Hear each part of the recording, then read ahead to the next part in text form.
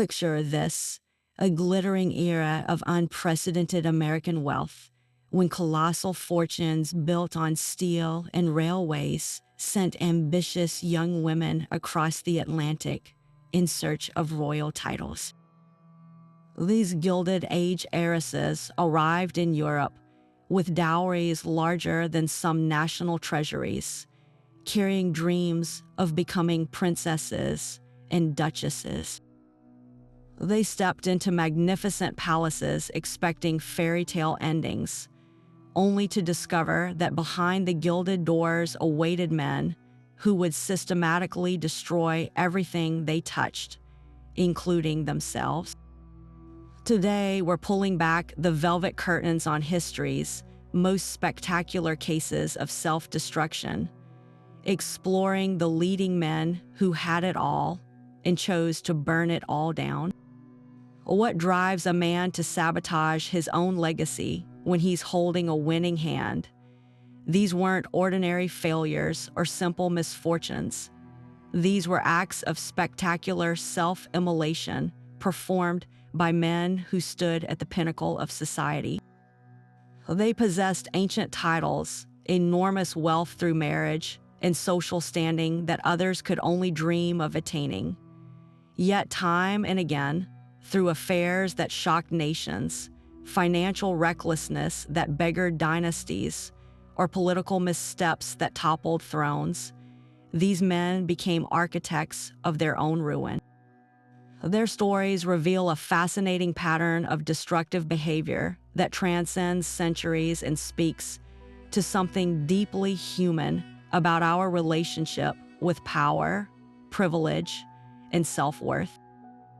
As we journey through these remarkable tales of downfall, you'll discover how these men didn't just fail.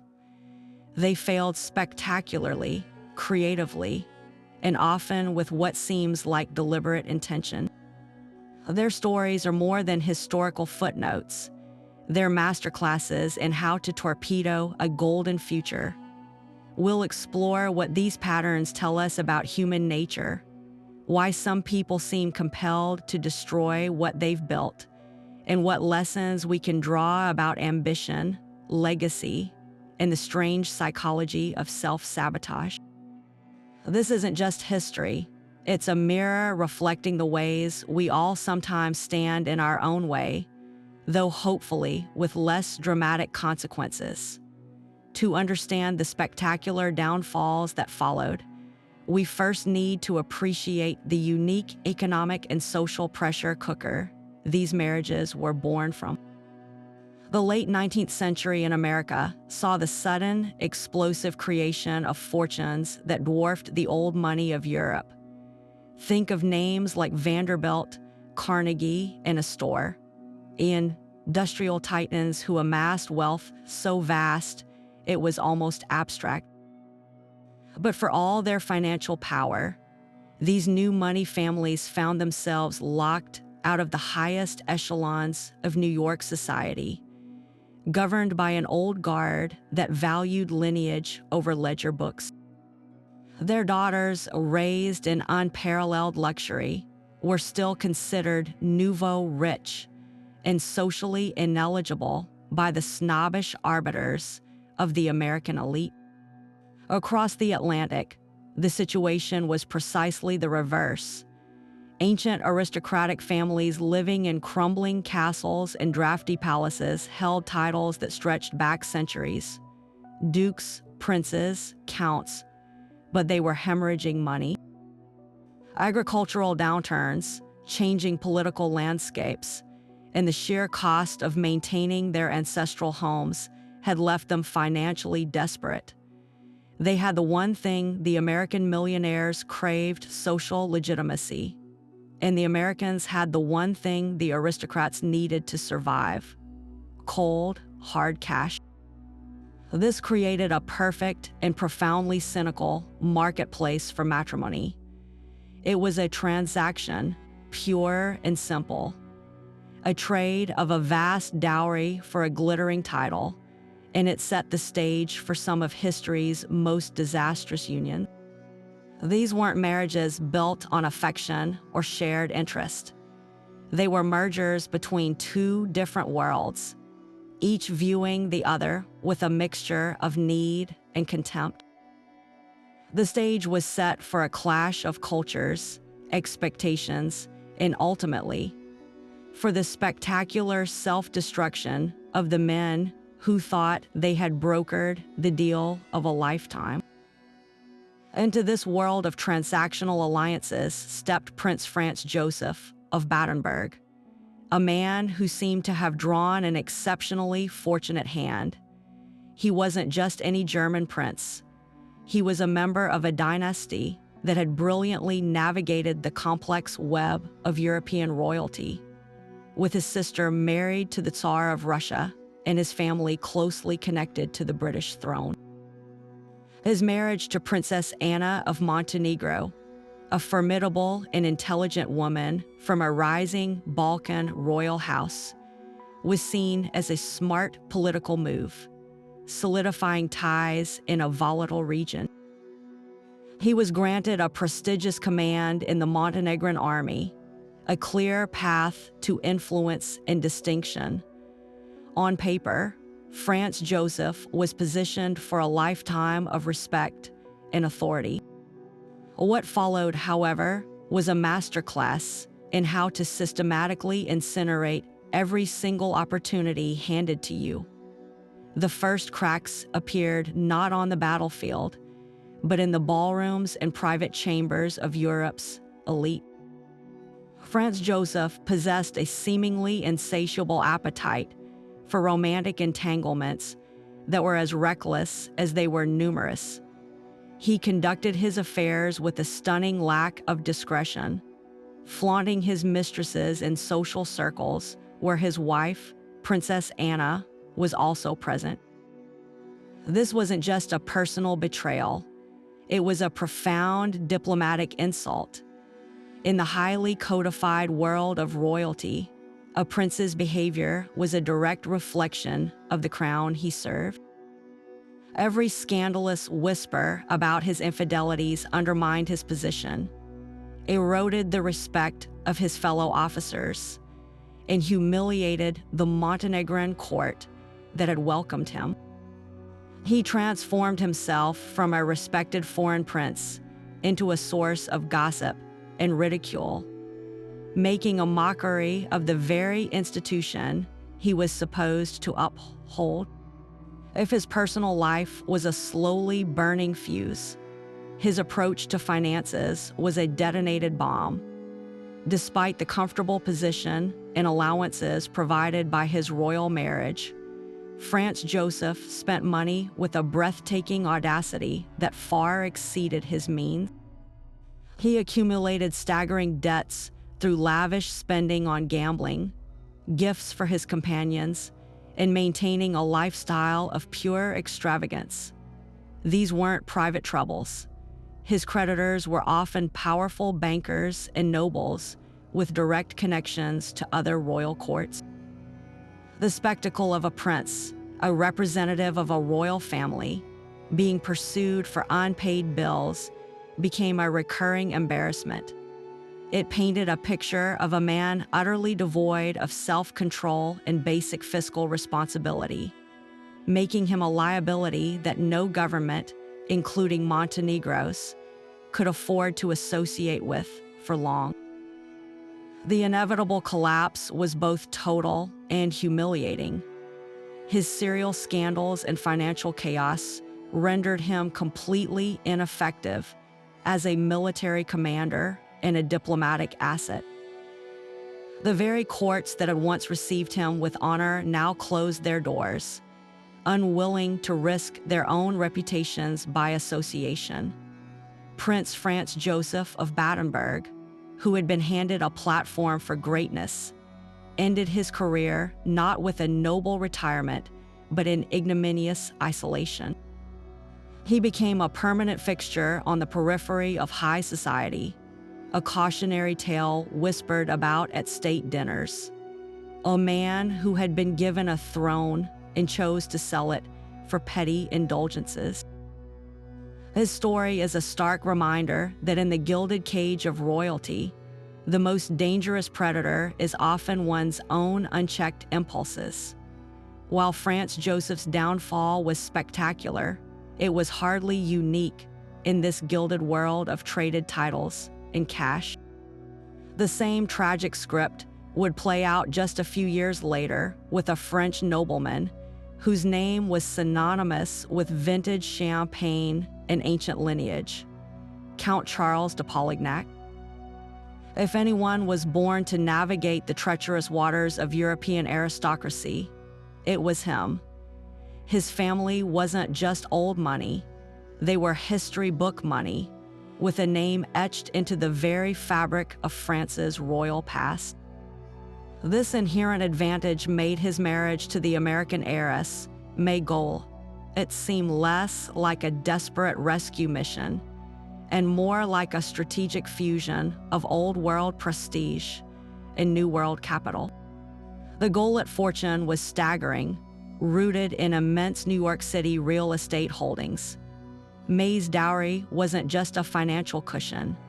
It was a transformative infusion of wealth that promised to restore the Polignac name to its former glory and launch Charles into the highest spheres of French politics and society. He was handed a blank check and a golden ticket.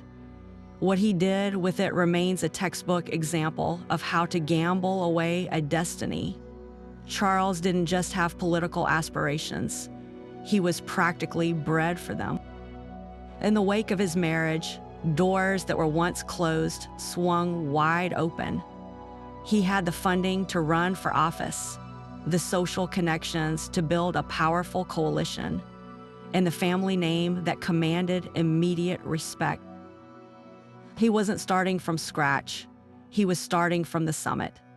Yet, almost immediately, he began chipping away at his own foundation.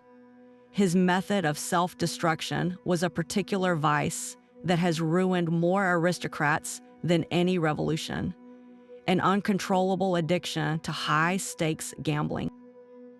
The baccarat tables of Monte Carlo and the private gaming rooms of Parisian mansions became his second home.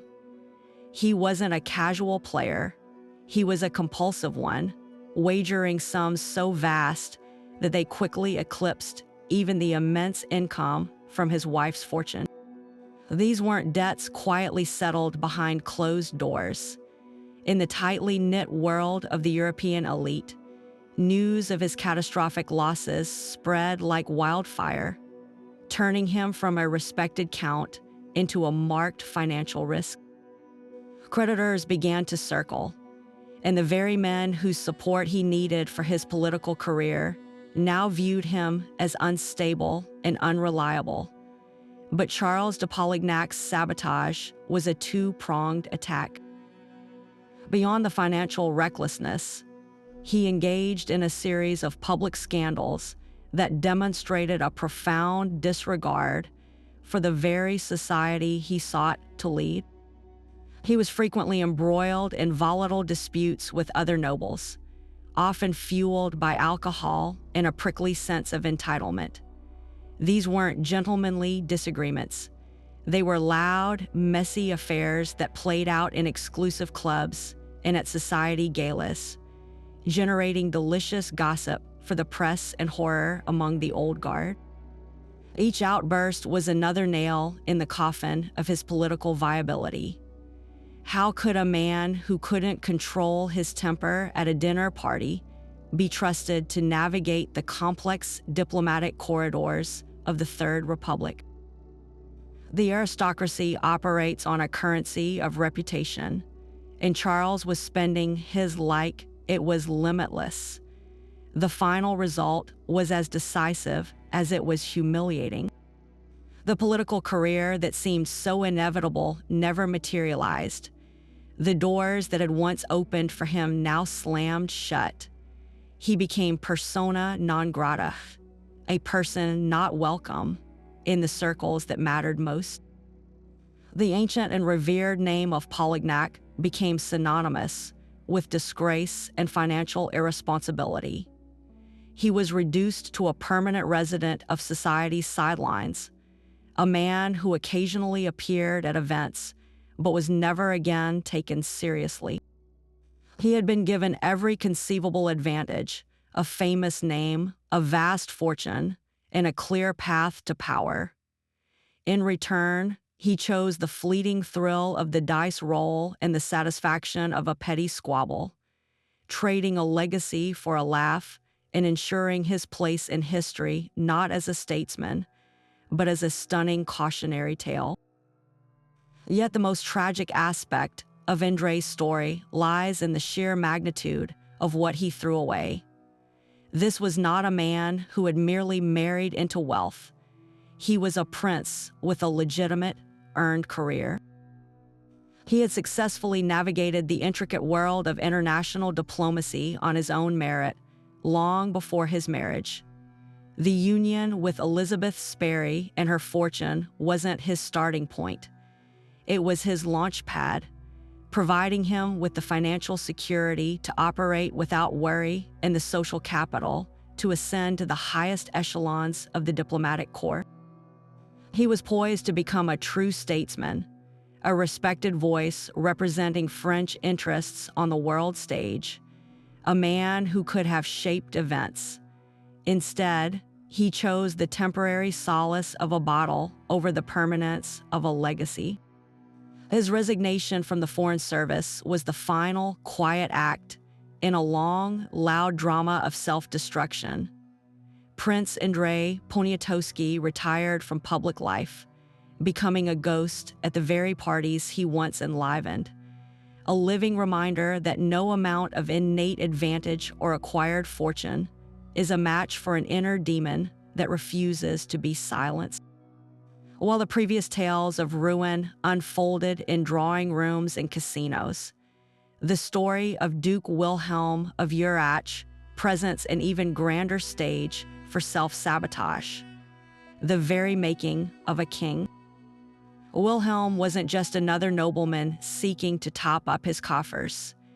He was a serious claimant to the throne of Lithuania in the turbulent aftermath of World War I.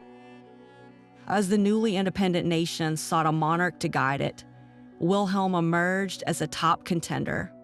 He had the right background, the necessary political connections, and a genuine willingness to learn the Lithuanian language and embrace its culture, a gesture that won him significant favor. He wasn't merely playing a part. He seemed to understand the gravity and opportunity of the role. The crown was within his grasp, a chance to forge a new dynasty and etch his name into history. But then he made a series of personal decisions that would call his judgment into question and ultimately prove fatal to his royal ambitions. The first critical misstep was his marriage to Princess Amalie in Bavaria.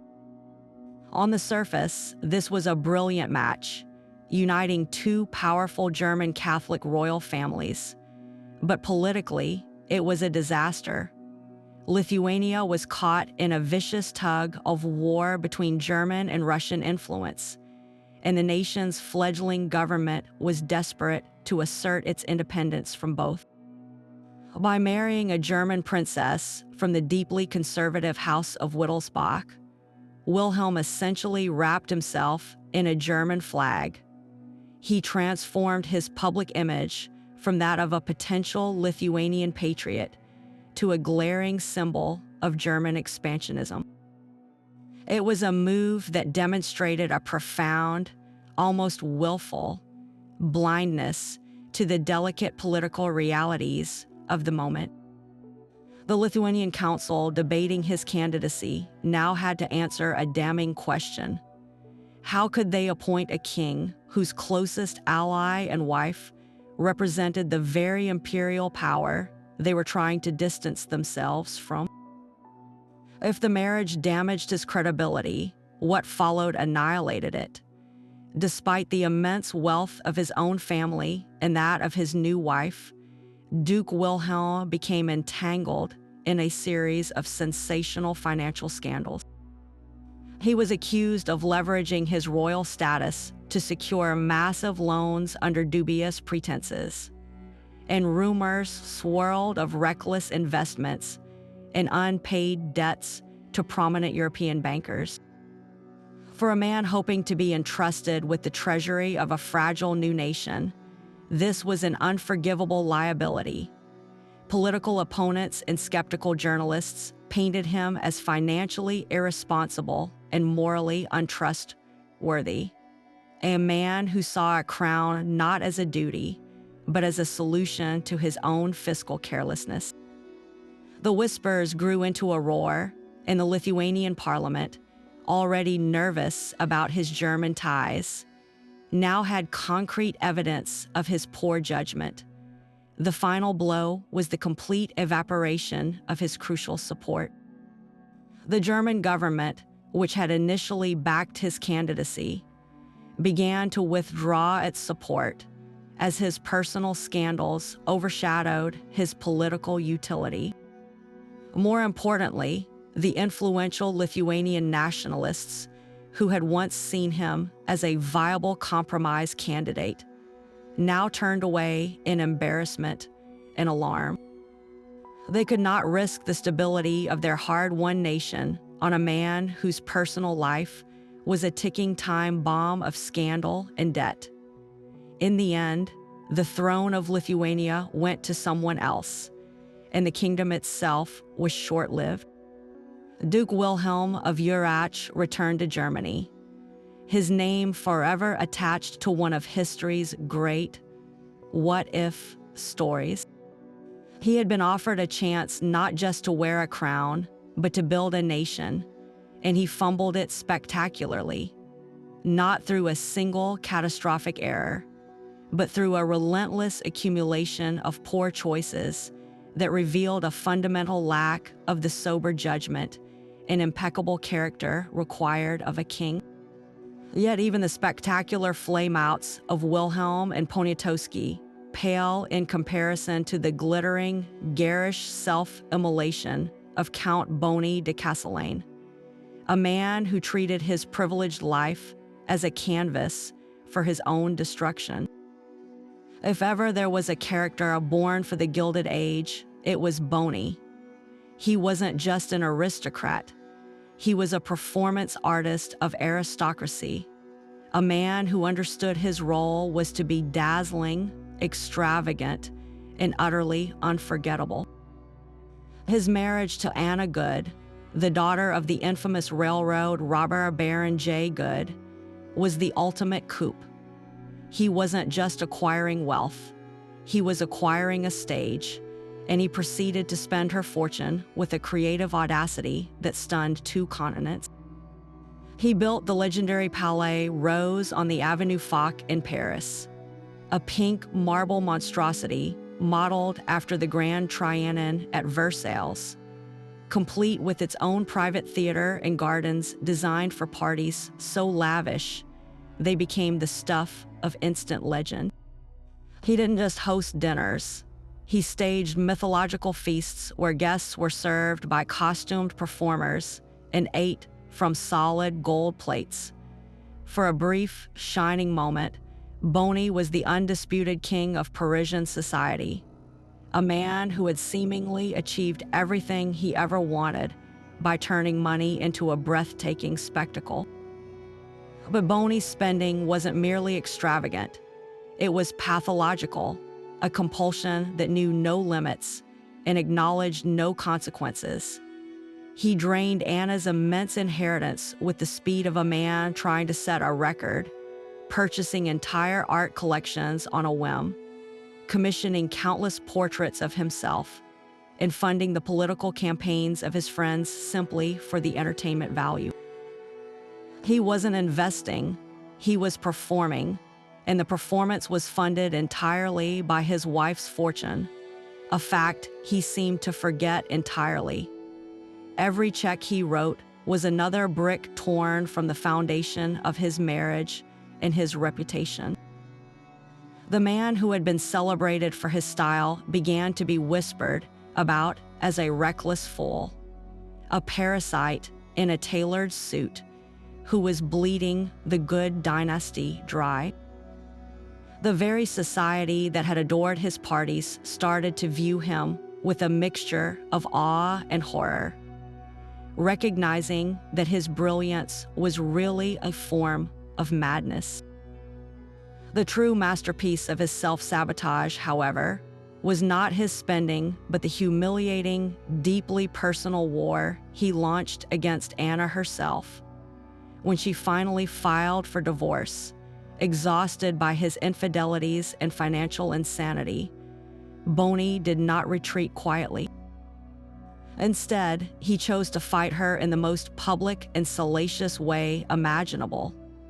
He countersued, not on financial grounds, but on the grounds of cruelty and abandonment, dragging their most intimate marital secrets into the open air of a courtroom.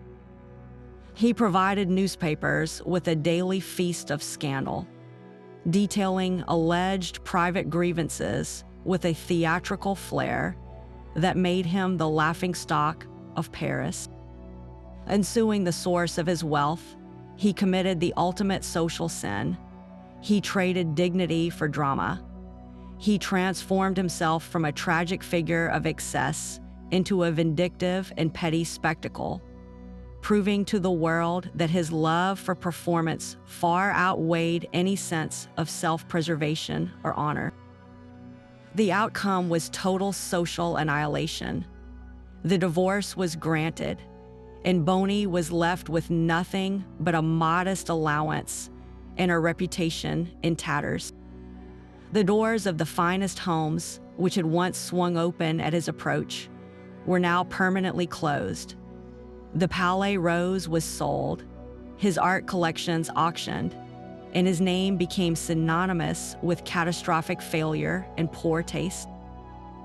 He spent his remaining years as a ghost on the periphery of the world he once ruled, occasionally publishing bitter memoirs that nobody took seriously, a living caricature of wasted potential. Count Boney de Castellan's story is the purest example of self-sabotage in this entire saga. He wasn't undermined by outside forces or bad luck. He was the author, director, and star of his own ruin. He was given a blank check to build a legacy and used every cent of it to purchase his own ticket to obscurity. Yet even Count Boney's spectacular flameout finds a strange parallel in the tragicomic downward spiral of Prince Christopher of Greece, a man who seemed to treat his royal destiny as a series of suggestions rather than command. Born into the tumultuous world of European royalty, Christopher was a prince of both Denmark and Greece, a nephew of the Russian Tsarina, and a man whose very bloodline should have guaranteed a life of purpose and stability. His marriage to the American widow Nancy Leeds was seen by many as a stroke of brilliant pragmatism. Nancy, often called the tin-plate heiress, due to her first husband's fortune, provided Christopher with the kind of financial security that his exiled Greek family desperately needed. In return, she received the title of Princess Anastasia and a foothold in the very highest circles of European society. It was, on paper, another successful transaction. But Prince Christopher possessed a unique talent for converting advantage into chaos, and his story is a masterclass in how to erode a legacy through a relentless series of self-inflicted crises. The first and most persistent demon that haunted Christopher was his catastrophic approach to money. Despite the immense wealth Nancy brought into the marriage, the prince displayed an almost magical ability to make it vanish. He was not merely a spendthrift, he was a financial black hole. He invested in one doomed scheme after another, drawn to ventures that promised quick returns, but delivered only staggering losses. He accumulated debts with a wide array of creditors, from Parisian tailors to international bankers, and seemed to operate under the bizarre assumption that his royal title was a form of credit with no limit. These weren't private indiscretions. The rumors of his insolvency became a constant hum in the background of royal gossip, undermining his credibility at every turn. How could a man who could not manage his own household accounts be taken seriously in matters of state or diplomacy? He became a figure of pity and ridicule among his own relatives, a prince who was perpetually on the verge of having to pawn the family silver. If his finances were a disaster, his personal life was a 5-alarm fire. Prince Christopher engaged in a series of romantic liaisons that were as inappropriate as they were indiscreet.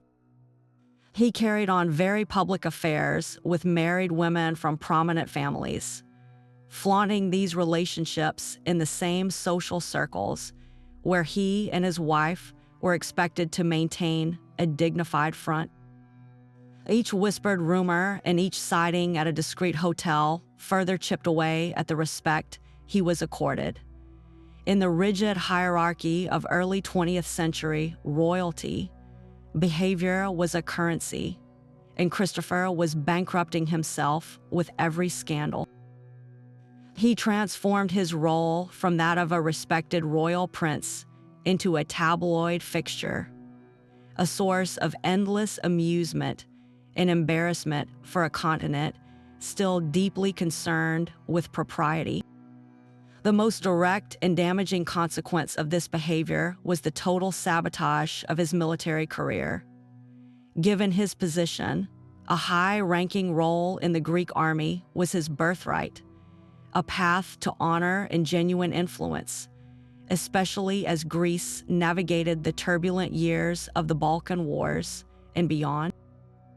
But the military demands discipline, reliability, and unassailable character, 3 qualities Christopher had demonstrably failed to possess.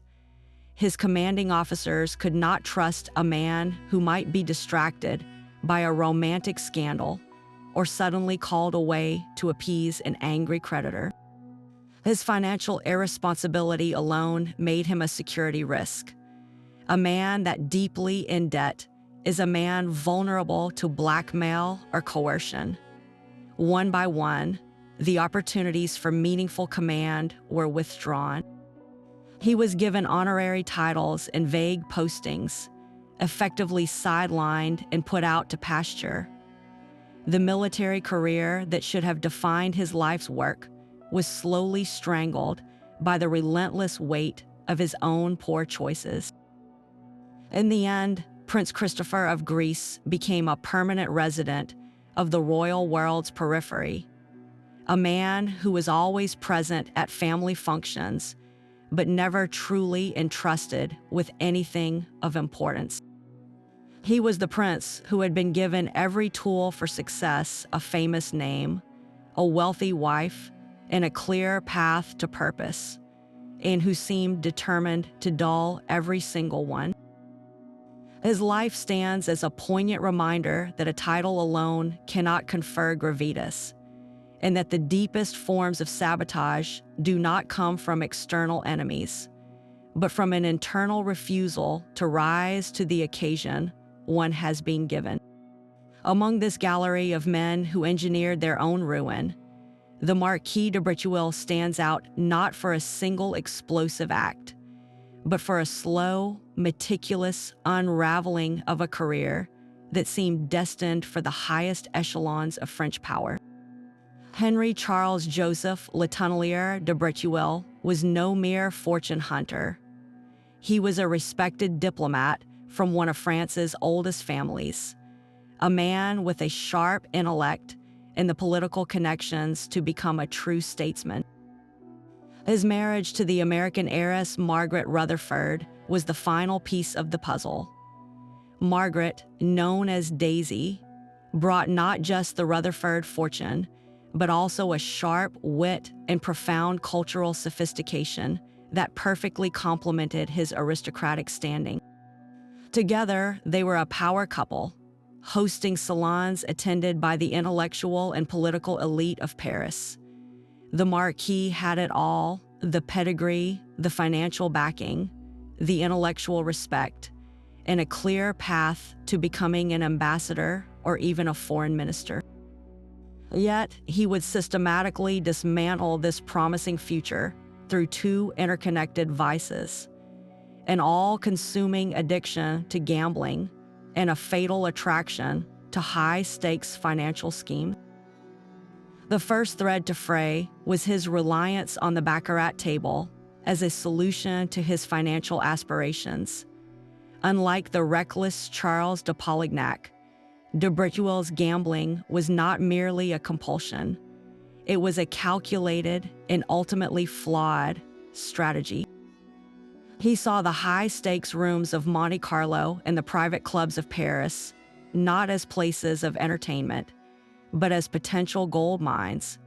He believed his own intelligence and aristocratic cool could outplay fortune itself, treating each hand as a diplomatic negotiation he was destined to win. This wasn't just about covering debts.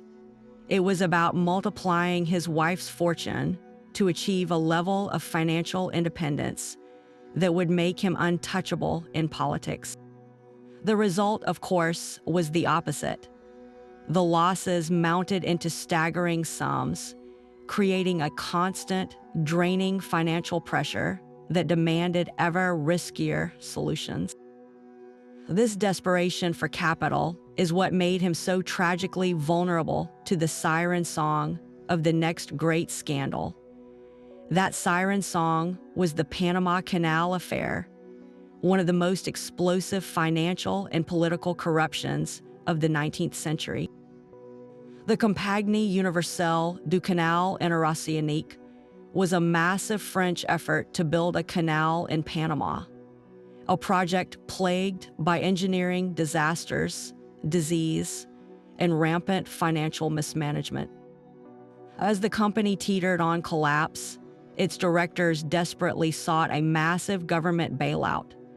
To secure this, they funneled enormous sums of money to bribes, paying off journalists, ministers, and legislators to vote for the life-saving funds and to silence negative press. The Marquis de Bretuel, with his impeccable name and extensive network within the National Assembly, was seen as a perfect and influential intermediary. Deep in gambling debt and seeing a way to solve all his problems with one grand transaction, he accepted the role. He became a key bagman, distributing bribes from the canal company to powerful politicians, effectively monetizing his own reputation and political access. When the Panama Canal Company inevitably collapsed, taking the savings of hundreds of thousands of small French investors with it, the scandal erupted with the force of a volcano. The subsequent investigation and trials exposed a web of corruption that reached into the heart of the French Third Republic. The name of the Marquis de Bretuel was suddenly splashed across every newspaper, not as a distinguished diplomat, but as a central figure in the bribery machinery. His defense, that he was merely a messenger, a facilitator unaware of the full scope of the scheme, rang hollow. In the court of public opinion and among his political peers, he was forever tainted. A man whose currency was trust and discretion had been caught trading it for cash. His diplomatic career, which relied on being seen as impartial and trustworthy by foreign governments, was instantly obliterated. No nation would accept an ambassador whose name was synonymous with one of history's great swindles. The final downfall was both professional and profoundly personal. The Marquis was legally cleared of the most serious charges, but the moral stain was permanent. He was forced to resign from the Foreign Service in disgrace. becoming a social pariah in the very circles he had once dominated. The elegant salons with Daisy now hosted whispers rather than statesmen. He had gambled with his reputation and lost everything, transforming himself from a leading man of French politics into a permanent cautionary tale about the cost of avarice and poor judgment.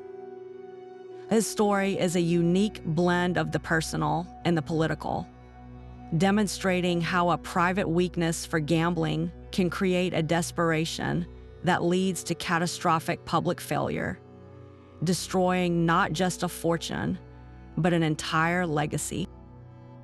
And so we arrive at the story of a man whose downfall was perhaps the most personally tragic of all, because his potential was so blindingly bright. Count Laszlo Széchenyi was not some minor noble scraping by on a faded title. He was a Hungarian national icon. His family name was synonymous with Hungarian patriotism and progress. It was his ancestor who famously offered a full year's income to found the Hungarian Academy of Sciences. Laszlo himself was a decorated cavalry officer, a diplomat serving as the Austro-Hungarian attaché in Washington, and a man widely tipped for the highest political office, even the presidency of a future Hungarian republic. He was handsome, charismatic, and carried the hopes of a nation. His marriage to Gladys Vanderbilt, one of the richest women in the world, was seen not as a crass transaction, but as a brilliant fusion of old world nobility and new world vitality. Her unimaginable wealth would bankroll his political ascent, freeing him from financial worry and allowing him to campaign on a grand scale. He was handed a launch pad to immortality. And then he chose to gamble it all away. The instrument of his destruction was not a hidden vice, but an open secret that became his defining characteristic, a pathological addiction to gambling. For Laszlo, the card table was not a pastime. It was a compulsion that operated with the ruthless efficiency of a machine. He wasn't a cheerful loser or a casual risk taker. He was a man possessed, capable of losing sums in a single night that would have supported a noble family for a decade. The stories became legend. He would lose the equivalent of millions of dollars at a sitting, casually writing IOUs on the back of napkins, or simply adding the astronomical sums to a mountain of debt that his patient wife would eventually be forced to settle. This wasn't just his money he was burning through. It was the Vanderbilt fortune, a vast reservoir of capital that was meant to secure their future and fund his political dreams. Instead, he treated it as his personal casino bank, a bottomless pit to fuel his addiction. The impact of this behavior extended far beyond his private finances. It systematically corroded his public persona and political viability. In the tight-knit, gossipy world of European aristocracy and diplomacy, word of his catastrophic losses spread quickly. The very qualities required for high office, judgment, reliability, and discipline were visibly absent in a man who could not control his own impulses at a gaming table. How could the electorate trust a man to steward the national treasury if he could not manage his own household accounts? How could political allies depend on him to negotiate international treaties when he was known to be distracted by debts and desperate for his next game? His reputation shifted from that of a serious statesman in waiting to a frivolous playboy, a man who privileged the thrill of the bet over the burden of duty. The respect that was his birthright began to curdle into pity and eventually contempt, The final, most devastating blow was the humiliation he brought upon Gladys, the one person who had believed in him. For years, she quietly paid his debts, shielding him from scandal and trying to preserve the facade of a successful marriage and political partnership. But there is only so much any fortune can withstand, and only so much humiliation any person can bear. The breaking point was not just the financial drain, but the sheer public embarrassment. Laszlo's gambling made them both a constant subject of vicious gossip in newspapers from Budapest to New York. The proud Vanderbilt name, which she carried, was being dragged through the mud by the very man who was supposed to be honoring it. The divorce that followed was not merely a personal separation. It was a public repudiation that stripped Laszlo of his last remaining asset, his social standing. Overnight, Laszlo Széchenyi became a pariah. The political doors slammed shut forever. The invitations to the most important homes dried up. He was exiled from the world he was born to lead, left to wander the casinos of Europe as a lonely, tragic figure, a living warning of what happens when potential is sacrificed to addiction. He died in relative obscurity, a man who had been given every gift, a heroic name, a brilliant mind, a beautiful wife, and limitless resources. His story is perhaps the clearest example of a central truth in all these tales, that the most formidable enemy any of these leading men ever faced was the one they saw in the mirror. Prince Alexander of Battenberg's story presents perhaps the clearest case of a leader who, through sheer force of will and courage, earned his throne, only to then systematically dismantle it with a series of breathtakingly poor political calculations. Unlike many of the other men we've discussed, Alexander did not inherit his position through a fortunate marriage or a passive birthright. He fought for it. Elected as the first reigning prince of a newly autonomous Bulgaria in 1879, he was a young, dashing, and popular figurehead who immediately found himself in a brutal tug of war between the colossal imperial powers of Russia and the burgeoning nationalist spirit of the Bulgarian people he was chosen to lead. He started with immense goodwill, a warrior's reputation, and a genuine chance to build a lasting dynasty. His downfall would be a masterclass in alienating every single faction that could have kept him in power. The first and most catastrophic rift was with his original patrons, the Russian Empire. The Tsar's government believed Alexander, who was himself a nephew of the Russian Tsar, would be a pliable puppet, dutifully following commands from St. Petersburg. They could not have been more wrong. Alexander possessed a fierce independent streak and a genuine affinity for his adopted country. When Russia demanded he suppress Bulgaria's new constitution and rule as an autocrat, Alexander refused, siding with the Bulgarian people and their elected parliament. This was a principled stand, but it was also a monumental political risk. He was openly defying the very superpower that had helped liberate Bulgaria from Ottoman rule and that held overwhelming military influence in the region. By choosing nationalism over nepotism, Alexander made a powerful and vengeful enemy that would spend the next several years plotting his overthrow, funding his opponents, and undermining his authority at every turn. If his defiance of Russia was bold, his next move was politically suicidal. In a desperate attempt to consolidate his power and counter Russian influence, Alexander staged a coup against his own government in 1881. He suspended the Constitution he had just defended and assumed absolute power. This single act managed to accomplish the impossible. It alienated everyone. The Russian court was horrified by his audacity and saw it as a further betrayal. More disastrously, the liberal political class in Bulgaria, the very parliamentarians and intellectuals who had cheered his stand against Russia, now saw him as a traitor to the constitutional cause they held dear.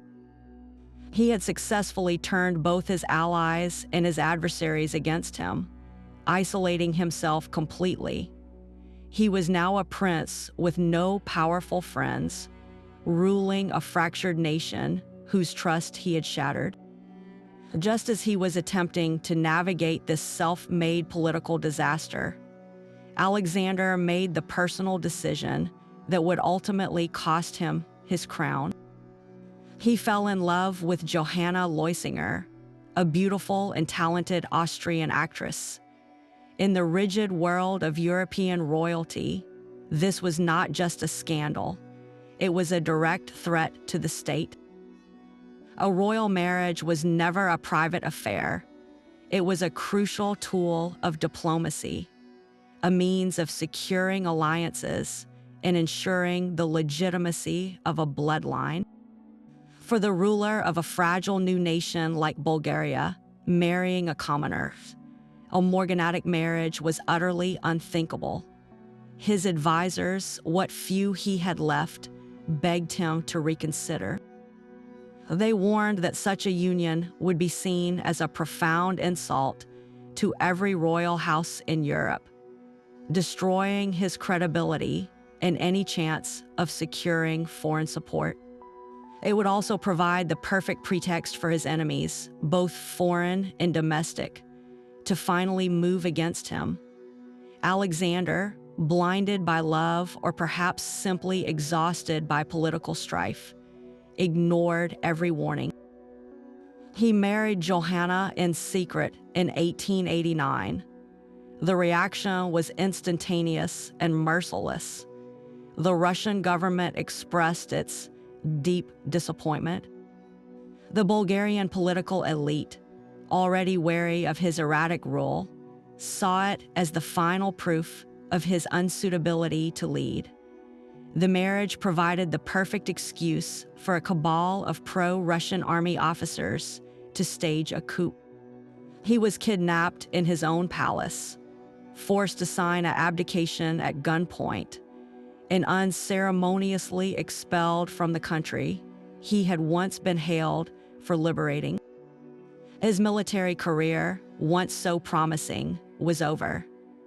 No European power would offer a command to a prince who had so thoroughly destroyed his own political standing.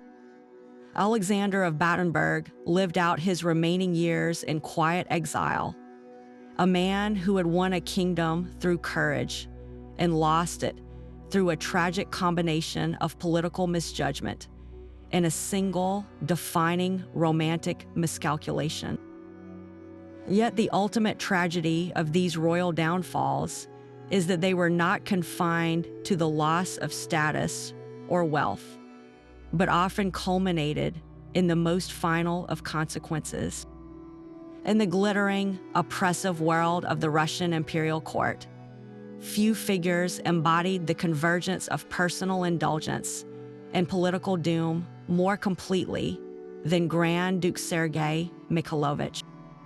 As a grandson of Tsar Nicholas I and a senior member of the Romanov dynasty, Sergei was born into a world of unimaginable privilege and crushing expectation.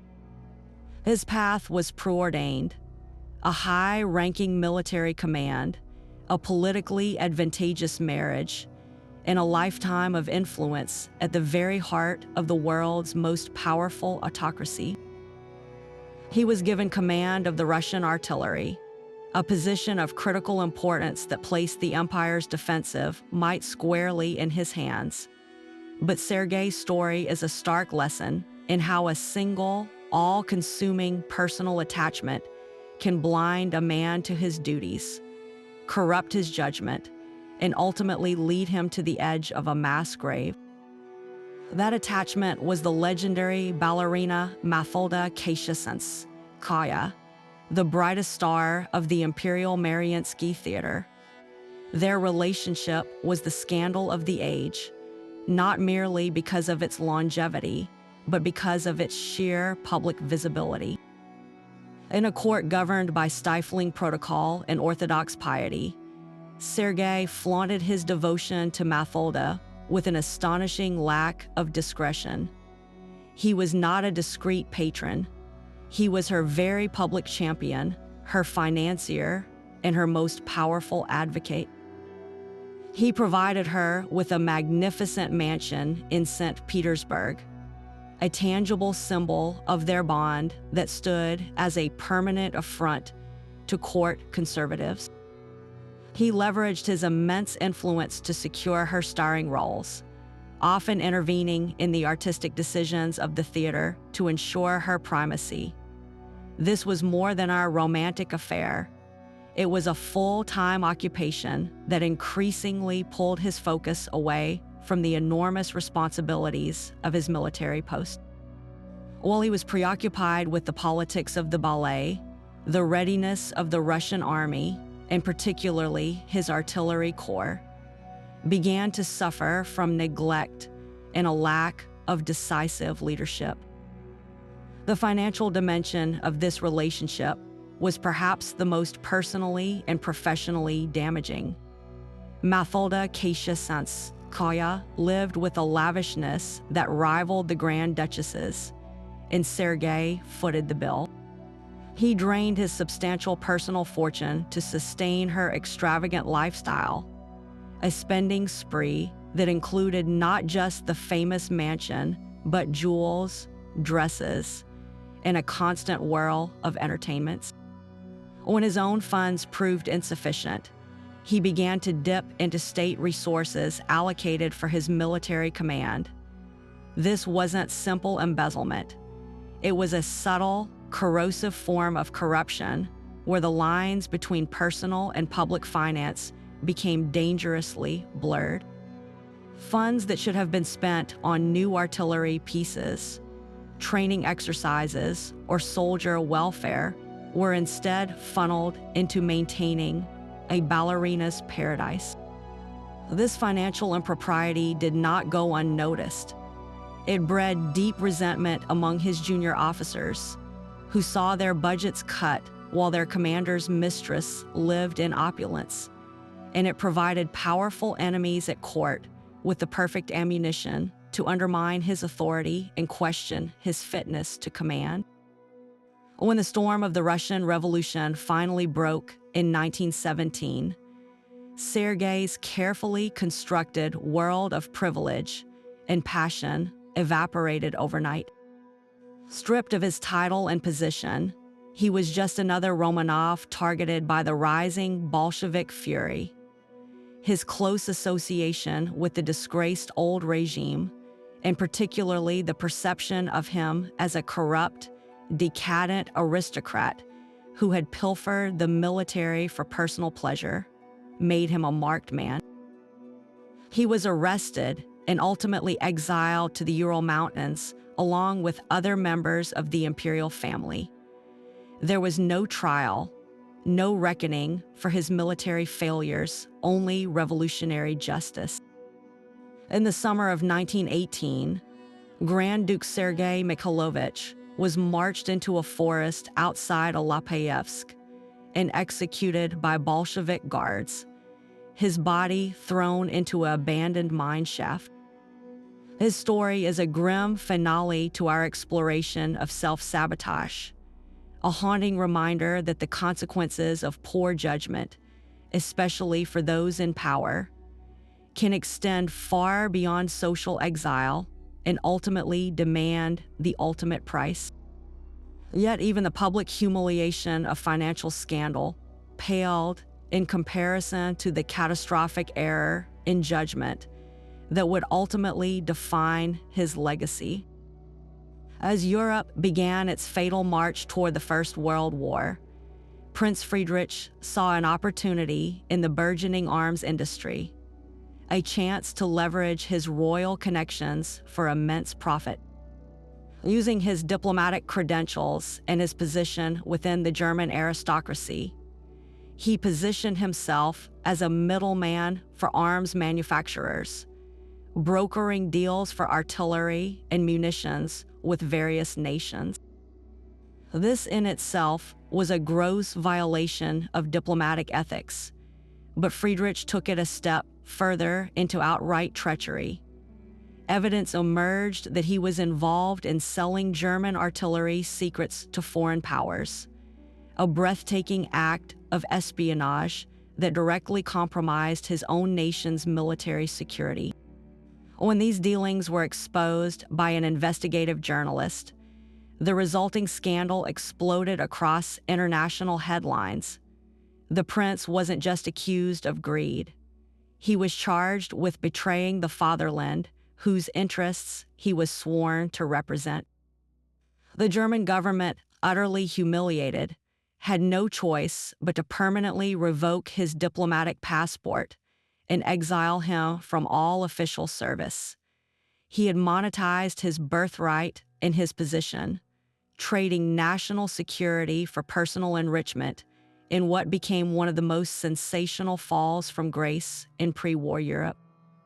The final act of Friedrich's self-destruction played out not in courtrooms or government chambers, but in the glaring spotlight of high society. Seemingly oblivious to the gravity of his situation, he continued to appear at glamorous events, often in a state of visible intoxication. The most damaging incident occurred at a royal gala in Berlin, where a thoroughly inebriated Friedrich attempted to lead a toast to the Kaiser, but instead launched into a slurred, rambling monologue that criticized the German military's preparedness. A shocking and deeply offensive breach of protocol given his recent arms dealing exposure. He had to be physically escorted from the room by horrified aides. This very public meltdown was the final nail in his social coffin. The aristocracy that had once embraced him now closed ranks, viewing him as a toxic pariah. Even Mary Snowdon, who had endured his financial recklessness, could not withstand the shame of being married to a man publicly accused of treason and witnessed as a drunken fool before the entire imperial court. She eventually returned to America, leaving Friedrich to face the consequences of his choices alone. Prince Friedrich of Hohenzollern spent his remaining years in bitter isolation, a living ghost on the periphery of the world he had so carelessly dismantled. His story serves as a particularly stark example of a recurring theme among these fallen princes: the fatal confusion of access for acumen. He mistakenly believed that his royal name and diplomatic title were assets to be spent, rather than responsibilities to be upheld. And leveraging his position for short-term gain, he not only destroyed his own future, but actively harmed the very institutions that gave him his privilege. His downfall was not a simple case of bad luck or a single mistake, but a sustained campaign of poor judgment that blended personal avarice with professional betrayal, leaving behind a legacy not of nobility, but of national disgrace. Yet even the treachery of a prince finds a peculiar echo in the story of a French nobleman, whose downfall was not one of explosive scandal, but of a slow, insidious corrosion of reputation. Count Rodolphe de Chambrun seemed, at first glance, to be the embodiment of Franco-American aristocratic harmony. A descendant of the Marquis de Lafayette, that legendary hero of the American Revolution, Rodolphe carried a name that was practically sacred in the United States. His marriage to the American heiress Clara Longworth, of the prosperous Cincinnati Longworth family, appeared to be a perfect union of his illustrious lineage and her substantial fortune. He was a man of letters, a respected historian, and a diplomat who moved easily between the salons of Paris and the power centers of Washington, D.C. He possessed every ingredient for a legacy of profound respect and influence. But Rodolphe's undoing would come not from a single act of betrayal, but from a lifelong pattern of aligning himself with the wrong side of history and demonstrating a carelessness with money that steadily eroded the foundation of his esteemed career. Rodolphe's first and most defining misstep was his profound and public admiration for fascist Italy. In the turbulent years between the two world wars, as democracies across Europe faltered, many intellectuals were drawn to the apparent order and strength of Mussolini's regime. Rodolphe, however, didn't just quietly admire it. He became one of its most vocal French apologists. He wrote glowing articles and books praising Il-Duce's leadership, portraying him as a modern-day Roman emperor bringing discipline and glory to the nation. He cultivated close personal relationships with high-ranking Italian fascists, often serving as an unofficial cultural ambassador. At a time when the threat of fascism was becoming terrifyingly clear to many, Rodolphe's unwavering support made him a controversial and increasingly distrusted figure among his liberal and left-leaning colleagues in the French literary and diplomatic world. He was seen as dangerously naive at best and a sympathizer with a brutal dictatorship at worst. This political alignment wasn't a private opinion. It was a very public millstone around his neck, damaging his credibility as an objective historian and a clear-eyed diplomat. This controversial stance bled directly into his professional life, most notably sabotaging his role with the American Library in Paris. Appointed as its president, a position that relied heavily on maintaining strong relationships with American donors and intellectuals, Rodolphe's pro-fascist leanings became a major liability. Many American supporters of the library were deeply alarmed by his very public affiliations, viewing them as antithetical to the democratic values the institution was meant to represent. His leadership sparked internal strife and external criticism, creating a constant undercurrent of tension that hampered the library's mission and fundraising efforts. Instead of being a unifying figure who could bridge cultures, he became a polarizing one who alienated a key constituency, demonstrating a stunning lack of judgment for a man in such a sensitive cultural position. Parallel to his political misadventures was a more personal, but equally damaging, habit of financial carelessness. While Clara's wealth provided a comfortable life, Rodolphe treated it not as a resource to be stewarded, but as a seemingly endless subsidy for his projects and passions. He invested heavily in publishing ventures related to his historical works, often with little regard for their commercial viability. He maintained a lifestyle of genteel extravagance, a spacious Parisian apartment, a country estate, a constant round of entertaining, that far exceeded the income generated from his writing and diplomatic postings. This chronic overspending created a persistent state of financial anxiety within his household, forcing Clara to repeatedly dip into her capital to cover deficits.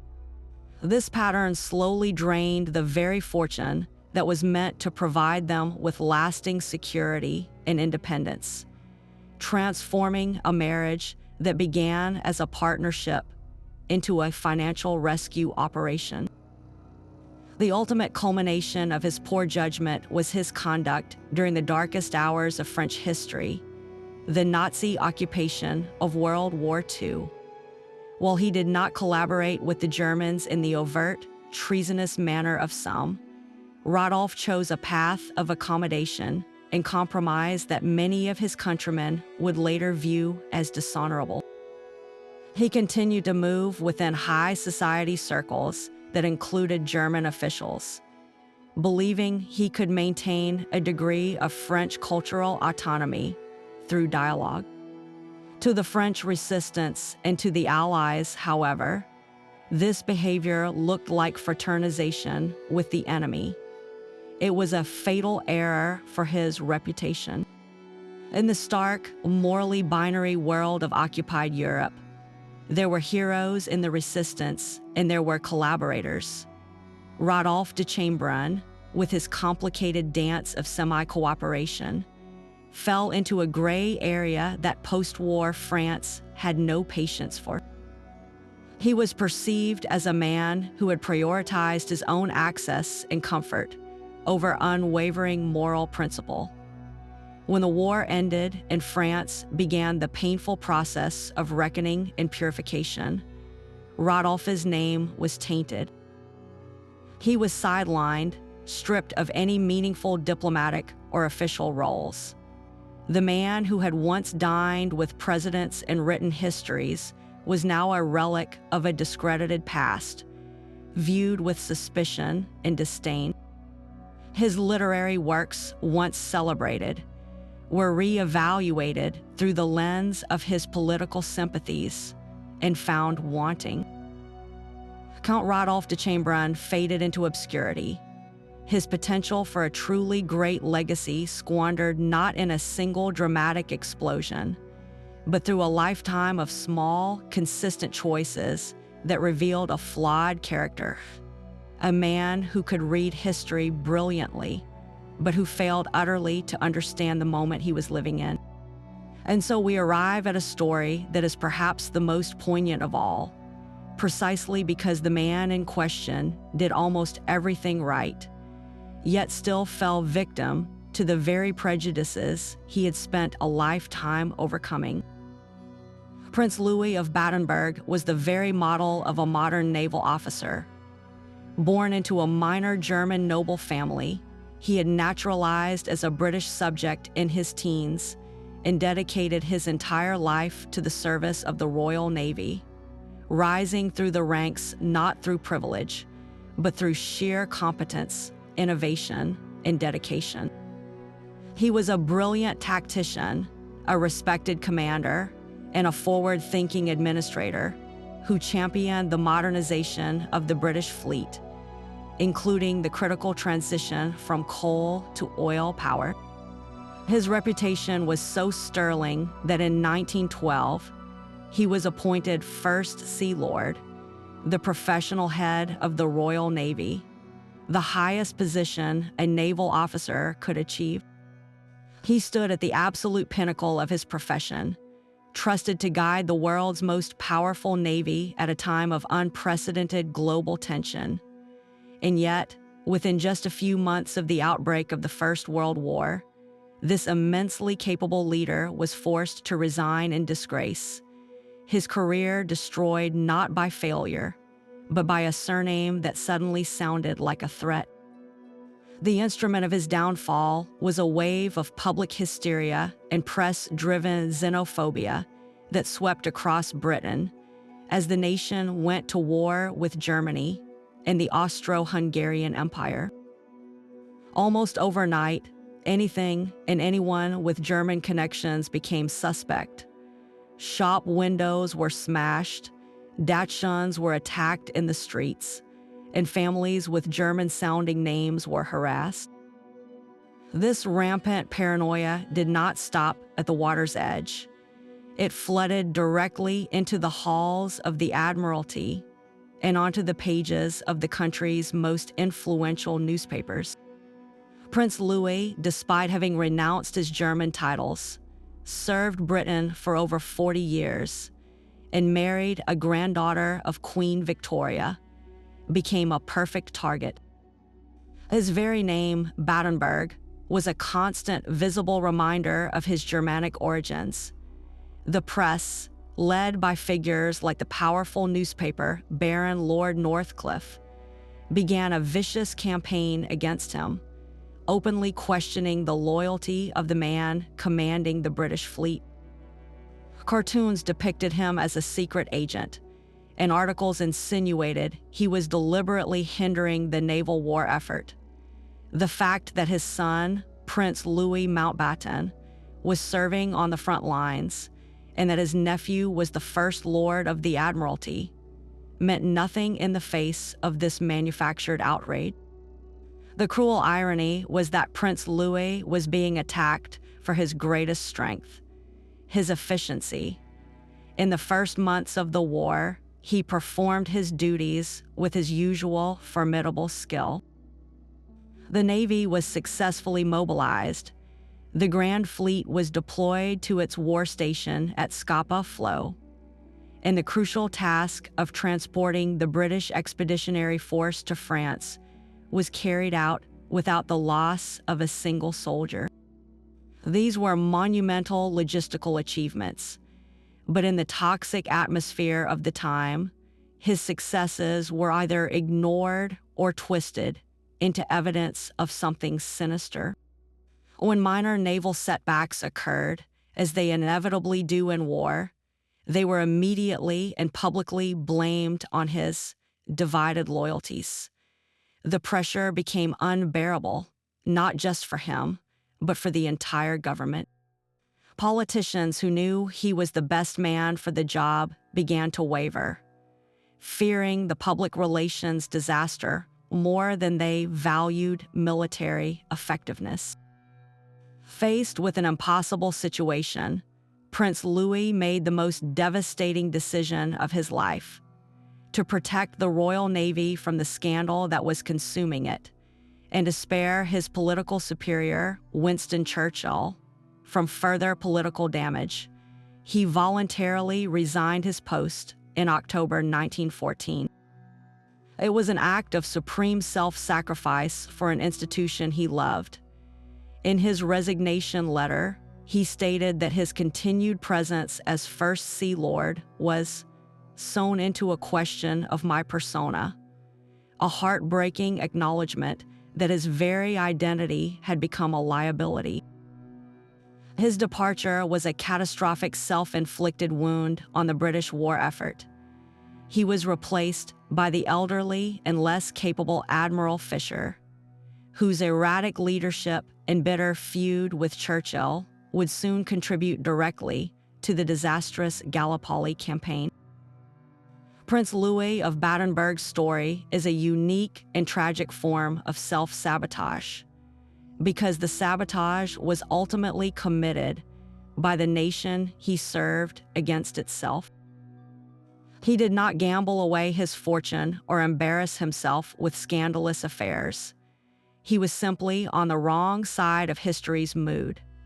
His forced resignation stands as a stark lesson on how fear and prejudice can overwhelm reason and experience, compelling even the most capable of leaders to remove themselves for the sake of a stability that is, in itself, an illusion. He left the stage not with a bang, but with a quiet, dignified letter, becoming a casualty of a war fought not just on the battlefields of Europe, but in the fearful hearts of the home front. But if Prince Louis's downfall was a tragedy inflicted from the outside, the story of Duke Robert of Parma is a classic, almost textbook example of self-sabotage from within. Here was a man who entered the world with circumstances that would have broken almost anyone else, yet he managed to engineer a downfall that was entirely his own making. Robert was born into one of Italy's most storied ducal families, the House of Bourbon-Parma, a clan that had actually ruled the Duchy of Parma for generations before Italian unification. His birthright was immense, but his personal challenge was even greater. He had been blind since the age of 5, In an era that often sidelined those with disabilities, Robert refused to be defined by his lack of sight. He cultivated a phenomenal memory, becoming a skilled cellist and a polyglot who could converse fluently in multiple languages. He was determined to live a full and powerful life, and for a time, it seemed he would succeed against all odds. His marriage to the Infanta Maria Antonia of Portugal, a daughter of the exiled King Miguel, was a masterstroke. It wasn't just a union with royalty. It was a merger with the deeply conservative and staunchly Catholic Miguelist branch of the Portuguese royal family, a faction that still held considerable political and financial sway. Maria Antonia brought with her a significant dowry, and more importantly, the promise of powerful allies and a shared vision of restoring monarchist glory. The stage was set for a remarkable comeback, for Duke Robert to become a central figure in the royalist circles of Europe, using his wit, his wife's resources, and his family's legacy to carve out a new future. Instead, he would preside over one of the most spectacular financial and dynastic collapses of the Gilded Age. The engine of this collapse was not malice, but a seemingly benign and profoundly personal obsession: Robert's desperate desire for a large family. In an age of high infant mortality, he and Maria Antonia were astonishingly prolific. They had 12 children, and every single one of them survived to adulthood. While this was a private blessing, it was a public and financial catastrophe of unprecedented scale. In the world of European aristocracy, children were not simply mouths to feed. They were financial obligations on an industrial scale. Each son required a military commission, an expensive education, and an allowance suitable to his royal station. Each daughter required an enormous dowry to secure a marriage worthy of her birth, a transaction that was the primary method of maintaining political alliances and social status. Duke Robert, perhaps motivated by a desire to ensure his lineage or simply to create the bustling family life his own privileged but isolated childhood may have lacked, committed to providing for all 12 in the grandest style imaginable. He was not thinking like a financier. He was thinking like a patriarch from a bygone era, completely ignoring the new economic realities that had drained the fortunes of so many noble houses. This already unsustainable situation was then ignited by Robert's complete and utter financial incompetence.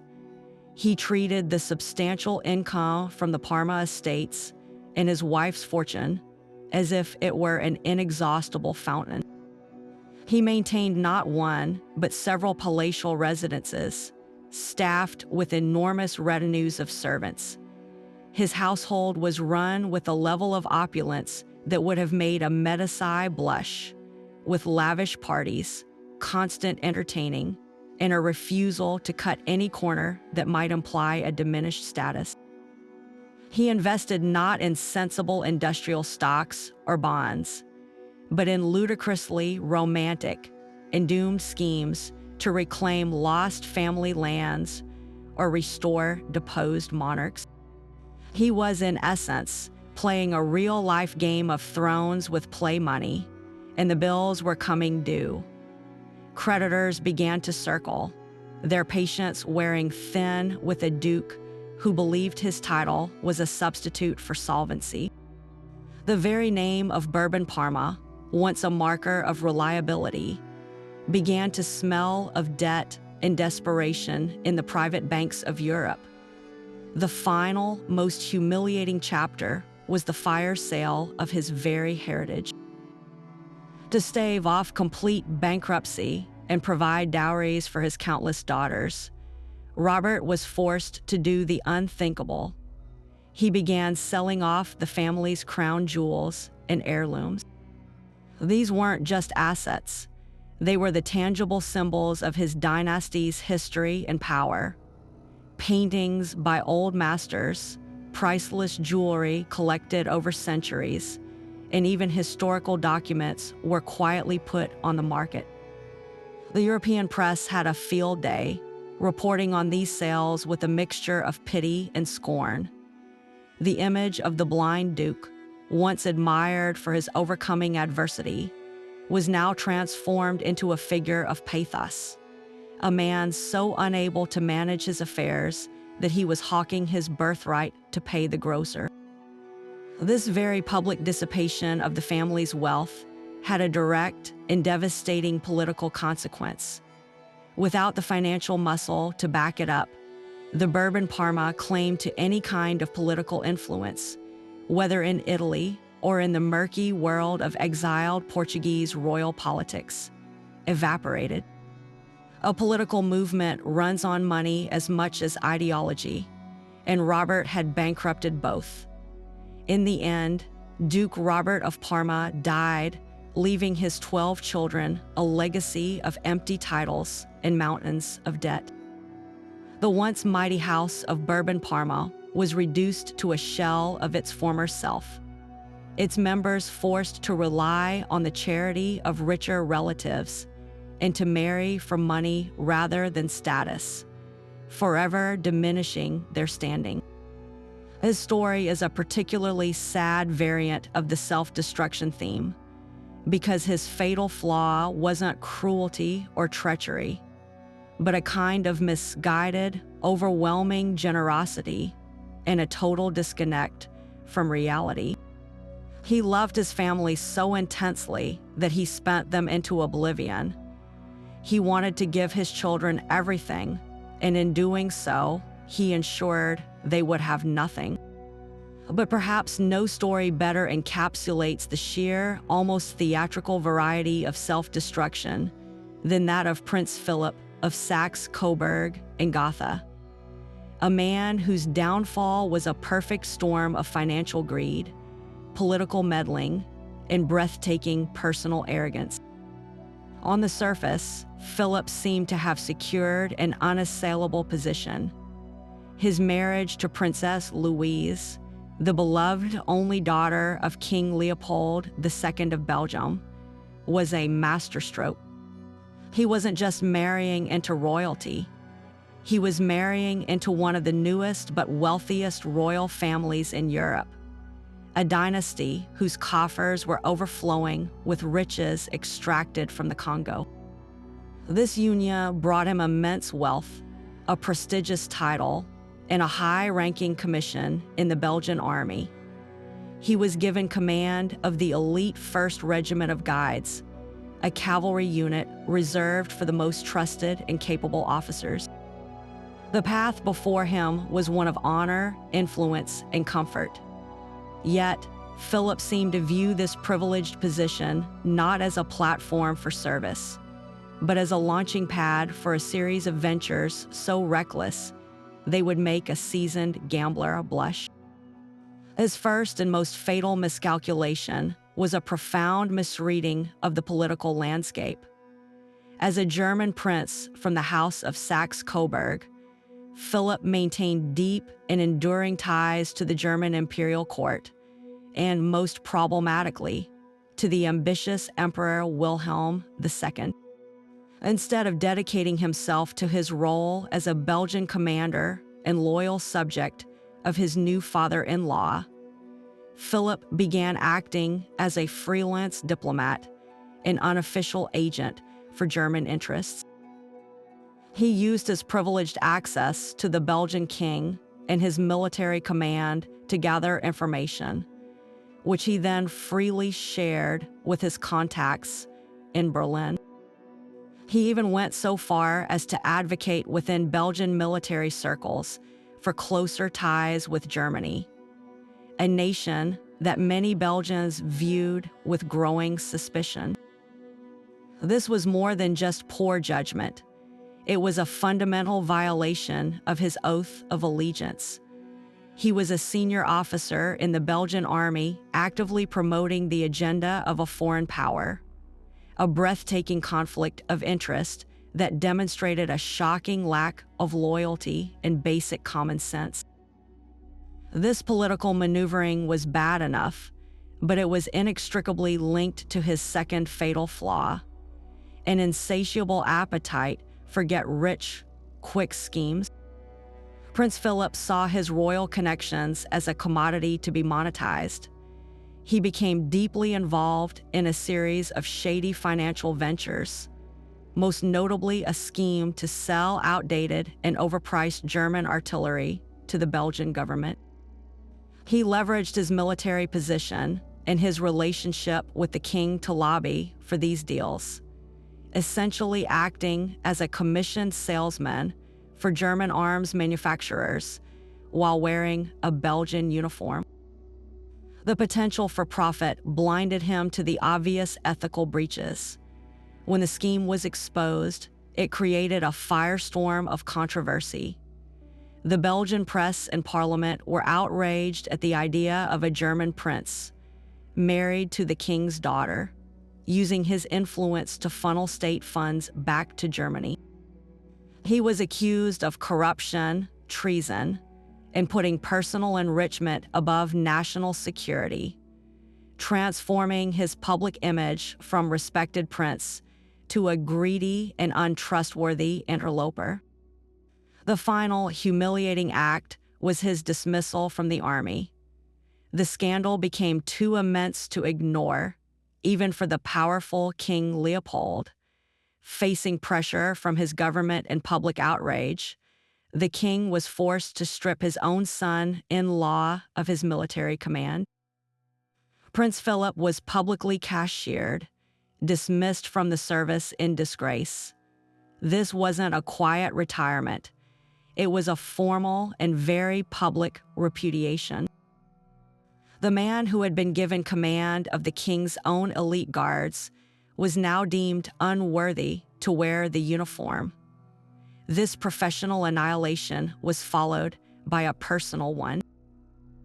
His marriage to Princess Louise, already strained by his behavior, collapsed under the weight of the scandal. They separated, and Philip found himself exiled from the Belgian court, his access to wealth and power severed at the root. He spent his remaining years as a marginal figure, a warning to all social climbing princes that a title is a responsibility, not a license for treachery, and that the fastest way to lose everything is to try and grab everything at once.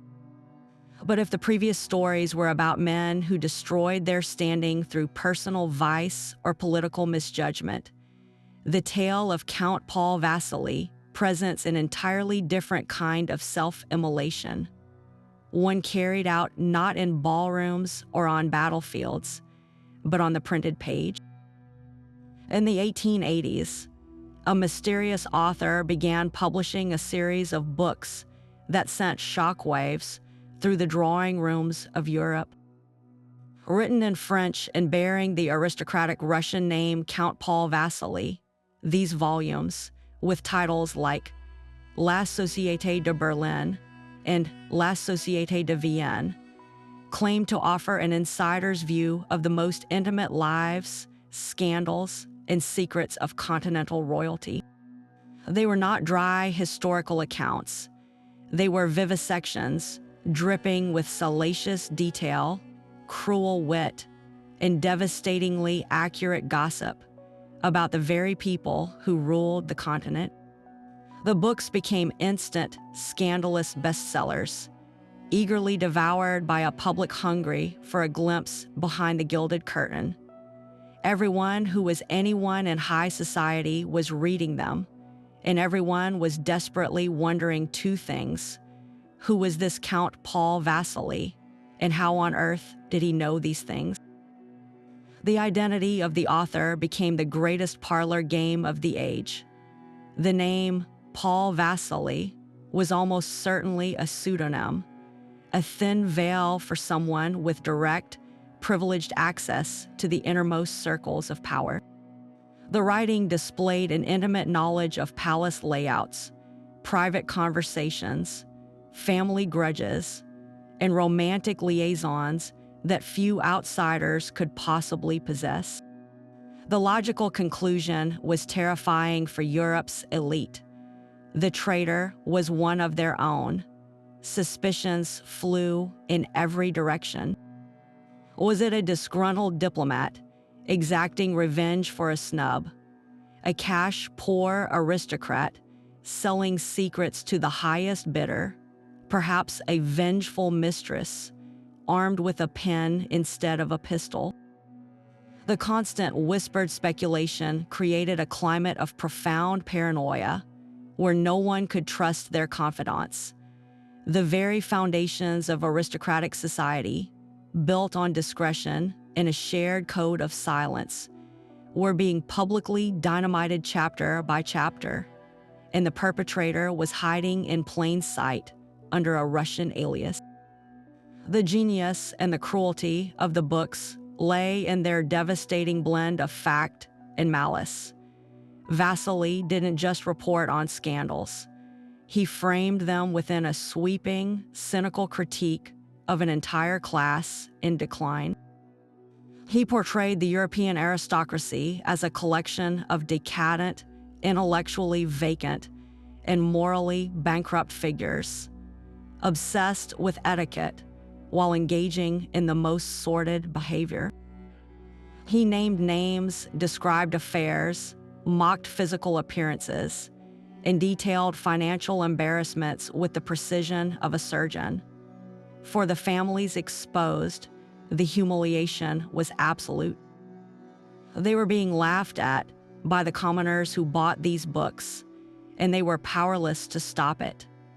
The damage wasn't just to individual reputations, it was to the very mystique that sustained their power. How could the public be expected to revere a class that was being so thoroughly and entertainingly eviscerated? Inevitably, the social death sentence was passed. While the true identity of Count Paul Vasily was never officially confirmed, the aristocratic world had its suspicions. Whoever he was, the price for his literary success was total excommunication. The royal courts of Berlin, Vienna, Paris, and London permanently closed their doors to him. The invitation lists for the most exclusive balls and salons were purged of his name. He became a ghost, banished from the very world he had so vividly and viciously documented. He had traded his access for notoriety, his standing for sales figures. In choosing to become a spectator and a critic, he violated the most sacred rule of his caste: never wash your dirty linen in public. By publishing the secrets he had been trusted with, he committed the ultimate act of social treason, ensuring his own name would be remembered only as a byword for betrayal, and his greatest work would be the meticulous chronicle of his own exile. Yet even the spectacular implosion of a secret-spilling count finds a strange and poignant parallel in the story of a man who carried not just a name, but an entire national legend on his shoulders, only to see it crumble under the weight of his own ambition. Prince Victor Napoleon was, by birthright, the Bonapartist pretender to the imperial throne of France. He was the nephew of Emperor Napoleon III and the direct heir to a legacy that had reshaped Europe. For the dedicated followers of Bonapartism, he wasn't just a prince. He was l'aiglon, the eaglet, a living symbol of national glory and a potential rallying point for a restoration. His entire existence was a political project, and every decision he made was scrutinized for its impact on his claim. This immense pressure makes his choice of a bride all the more baffling, for in marrying Princess Clementine of Belgium, he secured a royal triumph that would ultimately become his political undoing. On the surface, the union was a spectacular coup. Clementine was the daughter of the formidable and notoriously controlling King Leopold II of Belgium. For Victor, a prince without a country, marrying into one of Europe's wealthiest and most well-connected royal families was a masterstroke. It provided him with immense social capital, a vast fortune through her dowry, and the powerful backing of a sovereign state. It was the ultimate validation of his imperial pedigree. But this royal validation came with a devastating, hidden cost: the unwavering opposition of the French government. The Third Republic, born from the ashes of Napoleon III's defeat, viewed the Bonapartist claimant with profound suspicion and outright hostility. The last thing they wanted was a well-funded, internationally connected prince with a famous name stirring up monarchist sentiment. Victor's marriage to Clementine, by elevating his status and resources, transformed him in their eyes from a nostalgic nuisance into a genuine political threat. The Republic's government began a quiet but relentless campaign to undermine him, using its influence to isolate him diplomatically and ensure he was never seen as a legitimate statesman on the international stage. He had gained a princess and a fortune, but in doing so, he had activated his most powerful enemy. This political isolation would have been challenging enough to navigate, but Victor then compounded his problems with a series of catastrophic financial missteps that mirrored the worst excesses of the very empire he sought to restore. Emboldened by his new wealth and status, he embarked on a lifestyle of staggering opulence. He purchased a magnificent palazzo in Rome and another lavish residence in Brussels, furnishing them with an extensive and expensive collection of Napoleonic memorabilia. He hosted extravagant parties for European royalty and funded the political activities of his Bonapartist supporters across France, essentially running a shadow court that drained his resources at an alarming rate. This was not the careful husbandry of a man building a war chest for a political future. It was the spending of a man who believed his own myth and expected the treasury to be endlessly deep. The final blow came from his disastrous foray into high-stakes investing.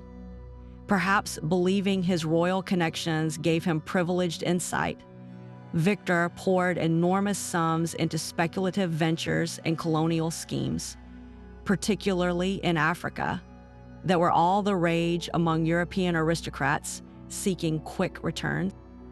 These investments were notoriously risky, and nearly all of them failed spectacularly.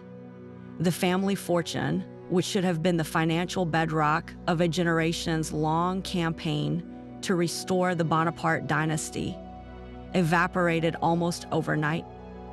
The man who had been meant to refill France's imperial coffers could not even manage his own. The very supporters who looked to him for leadership now watched in horror as their claimant, their would-be emperor, was publicly pursued by creditors and became a regular feature in newspaper stories about aristocratic bankruptcy. The result was a total annihilation of his political credibility. A Bonapartist restoration was always a long shot, but it required a leader who embodied strength, shrewdness, and financial acumen, the very qualities of the first Napoleon. Prince Victor, through his reckless spending and poor investments, now embodied the opposite. He appeared weak, frivolous, and incapable of managing even his own household, let alone a nation. The movement that depended on him fractured and dwindled, its morale shattered. The French people, even those sympathetic to the imperial idea, could not rally behind a pretender who seemed to have learned nothing from the financial recklessness that had toppled his own uncle. Prince Victor Napoleon died in exile, a man who had been handed a legendary name and a royal fortune, and who managed to squander both, ensuring that the eagle would remain forever grounded, a victim of its keeper's poor judgment. Yet even the self-inflicted exile of a publisher pales in comparison to the political implosion of a man who was not just a claimant to a throne, but the claimant for a significant portion of his nation.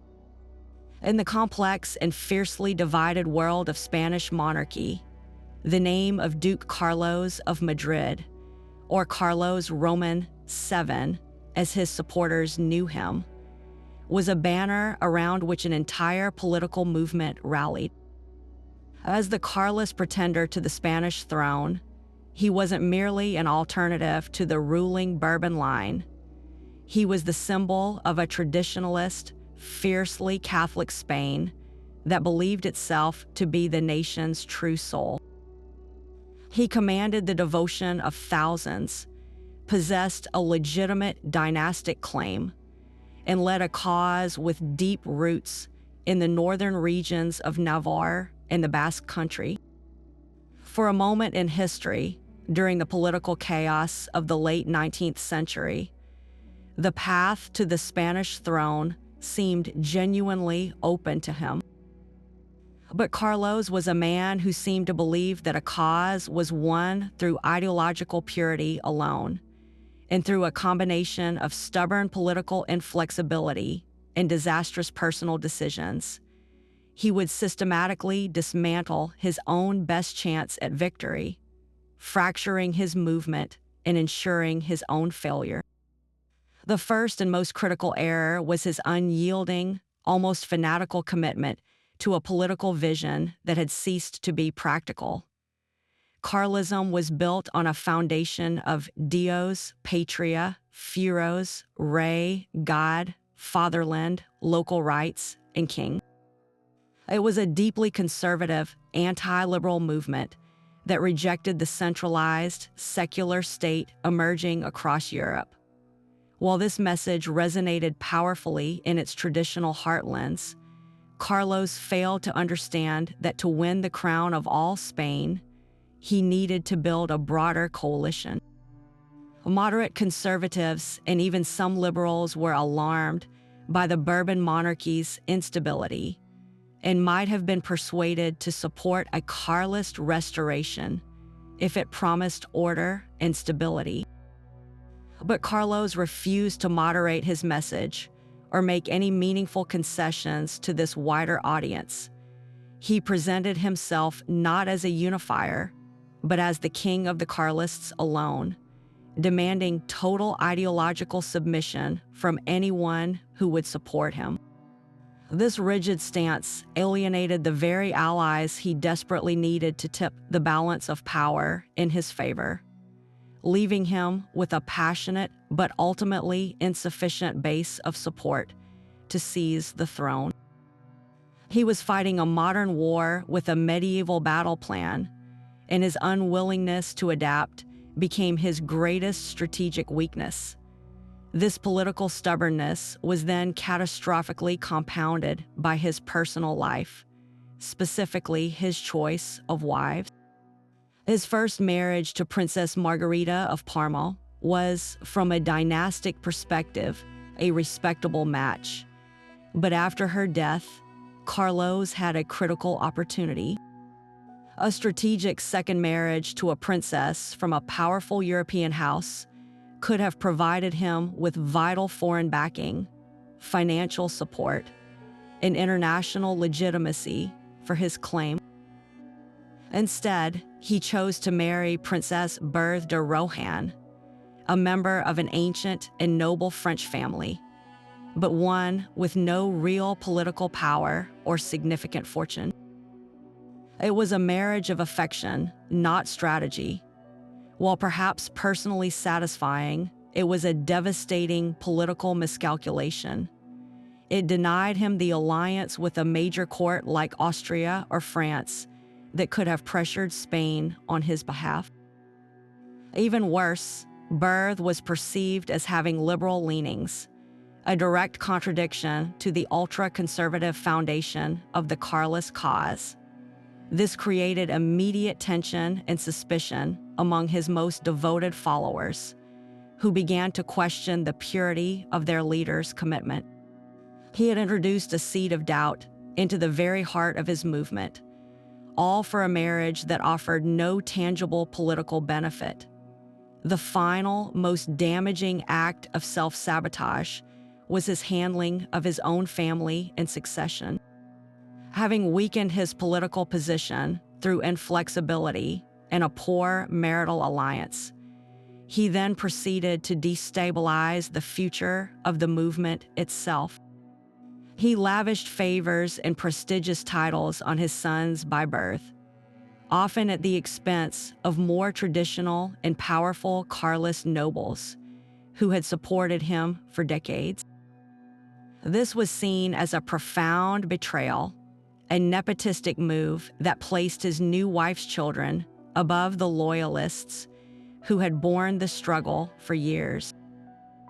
The internal resentment festered, leading to factions within Carlism and a gradual erosion of the unified front that was essential for any chance of success.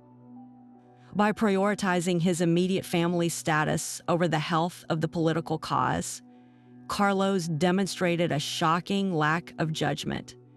He was the standard bearer for a collective ideal, but he was acting like a patriarch concerned only with his own household. This internal fragmentation demoralized his supporters and made the movement appear divided and poorly led, just as it was reaching a critical juncture in Spanish politics. When a real opportunity for power finally arose during the political tumult of the 1870s, Carlos was utterly unprepared to capitalize on it. The Spanish crown was offered to him, but on the condition he accept a constitutional monarchy, a system his entire ideology was built upon rejecting. True to form, he refused. He would be an absolute king or no king at all. This was the culmination of his entire life's work in self-sabotage. He was given a clear path to the throne and chose to blow up the bridge rather than cross it. His dogmatic refusal to compromise extinguished the last flicker of hope for his cause. The Carlist movement, once a powerful force in Spanish politics, splintered into irrelevance behind him. Duke Carlos of Madrid died in exile, a man who had been handed a kingdom and chose to surrender it rather than bend an inch, proving that the most dangerous enemy a king can face is sometimes his own uncompromising reflection. And so we come to a story that feels almost like an origin myth for so many of the tragedies we've explored. A tale not of a man losing a fortune or a throne, but of a man who chose love over legacy, and in doing so, created a new dynasty born from scandal. Prince Alexander of Hesse and by Rhine was, by all rights, a man set for a life of distinguished military service and quiet privilege within one of Germany's oldest and most respected royal houses. As the brother of the reigning Grand Duke of Hesse, his path was clearly marked: a series of high-ranking commands in the Hessian army, a politically advantageous marriage to a princess of suitable birth, and a role as a trusted advisor and pillar of the established order. He was a handsome, capable officer with the world at his feet, until a single, defiant romantic decision would shatter that future and create a ripple effect that would shape European history for generations. The catalyst for this upheaval was not a Grand Duchess or a foreign princess, but a Polish countess named Julia Hawk, who served as a lady-in-waiting to Alexander's sister, the Tsarina of Russia. Julia was intelligent, beautiful, and captivating, but she was also utterly, completely ineligible. She was what European royalty termed a morganatic bride, a woman of noble birth, but not of royal or mediatized status, making her unfit to marry a prince in the eyes of the strict German house laws. Their romance was a direct challenge to centuries of tradition, a passionate rebellion against the cold, contractual nature of royal alliances. For Prince Alexander, this was not a fleeting affair. It was the great love of his life, and he was willing to risk everything for it. The reaction from his family, particularly his brother, the Grand Duke, was one of ice-cold fury. This was not merely a personal disappointment. It was a political crisis. A morganatic marriage by a prince so close to the throne threatened the perceived purity and prestige of the entire Hessian dynasty. It set a dangerous precedent and invited ridicule from other, more rigid courts like Prussia and Russia. The Grand Duke issued an ultimatum: abandon the relationship and preserve your place in the family and the army, or marry her and accept the consequences. In a move that shocked the aristocracy of Europe, Prince Alexander chose love. He married Julia Hawke in a quiet ceremony, knowing it would cost him everything he had ever known. The price was exacted immediately and without mercy. Alexander was formally expelled from the Hessian royal family. His name was struck from the official court registers, and he was stripped of his rights of succession, not just for himself, but for any children he might have. More painfully for a professional soldier, he was forced to resign his commission in the Hessian army. The career he had trained for and excelled in was over. Overnight, he went from being Prince Alexander of Hesse to a man without a country, a title, or a profession, all for the sake of the woman beside him. In a final symbolic act of creation from this destruction, his brother granted his new wife the minor, invented title of Countess of Battenberg, a name derived from a small Hessian town, a meager consolation prize that served as a constant reminder of all they had lost. Yet from this act of romantic rebellion, a remarkable legacy was born.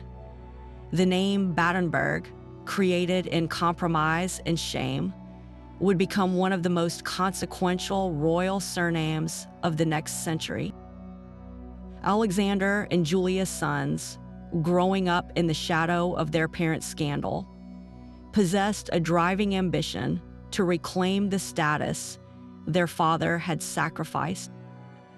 Their eldest, Louis, would become the first Sea Lord of the British Royal Navy, and his son, Louis Mountbatten, the family anglicized the name during World War I, would become the last Viceroy of India.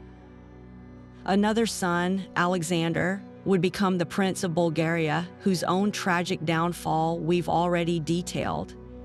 And perhaps most famously, their granddaughter would become Princess Alice, the mother of Prince Philip, Duke of Edinburgh. The blood of the Battenbergs, born from a morganatic union, would flow directly into the British royal family, shaping the modern monarchy. Prince Alexander of Hesse's story is a foundational tragedy in our gallery of self-sabotage, but it is also a uniquely bittersweet one.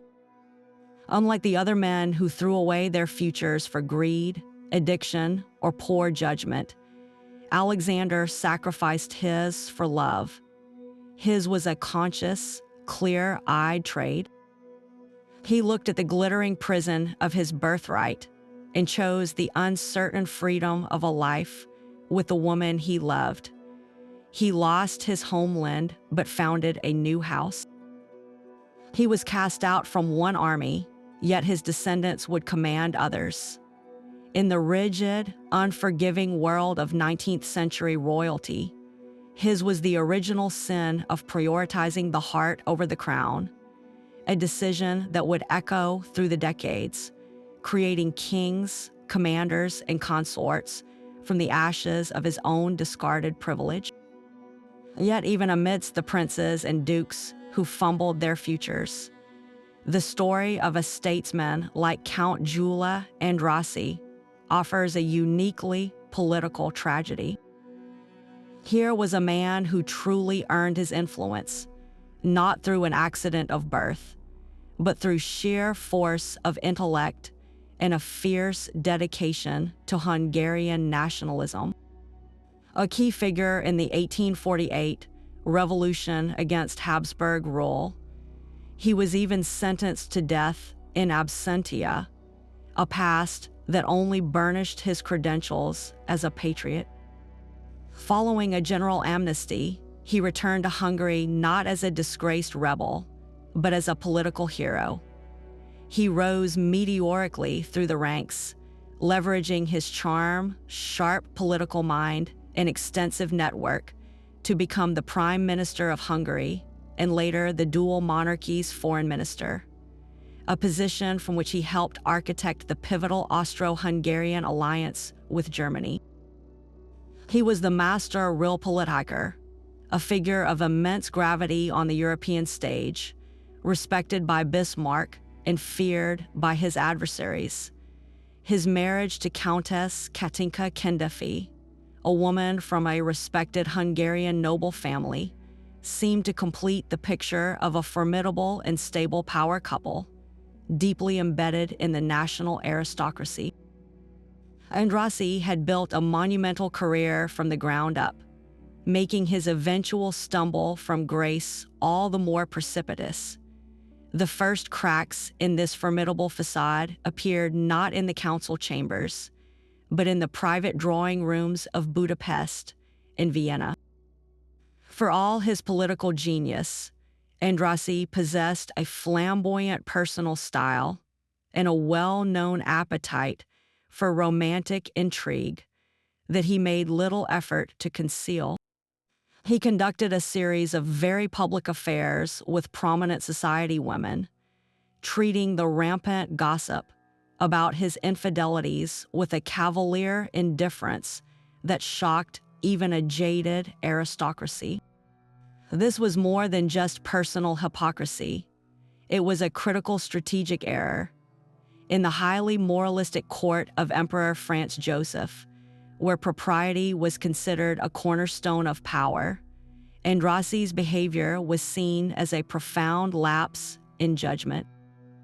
It provided his numerous political enemies, and a statesman of his stature had made many, with endless ammunition.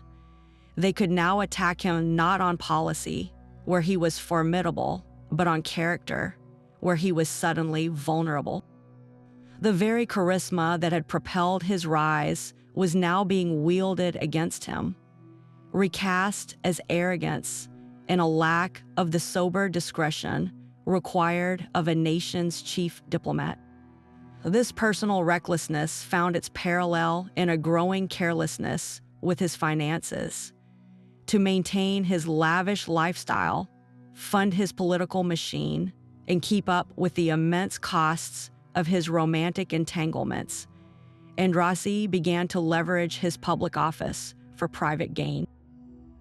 He developed a reputation for blurring the lines between state business and personal advantage, using his influential position to secure favorable deals and inside information for his own investments. Whispers began to circulate about state contracts being steered toward associates, who then provided him with kickbacks, and of him using diplomatic intelligence to speculate advantageously on the market. While outright proof was often elusive, the persistent cloud of suspicion was damning enough. For a man whose entire political platform was built on serving the Hungarian national interest, the perception that he was also serving his own wall, it was politically toxic. It eroded the trust of his allies and gave his opponents a powerful narrative that the great patriot was, in the end, just as corruptible as any other man. The final, most damaging blow to his credibility was a scandal that fused his personal and financial missteps into one explosive package. It involved a substantial loan he arranged for a close personal friend, a loan that was not only facilitated by his political influence, but was also personally guaranteed by Andrassy himself, using his state salary as collateral. When the friend defaulted, the affair erupted into public view, creating a perfect storm of political and personal humiliation. The press had a field day, portraying the nation's top diplomat as a man so irresponsible that he was hawking his official income to cover a bad personal debt. It was a spectacle that made a mockery of his statesmanlike image.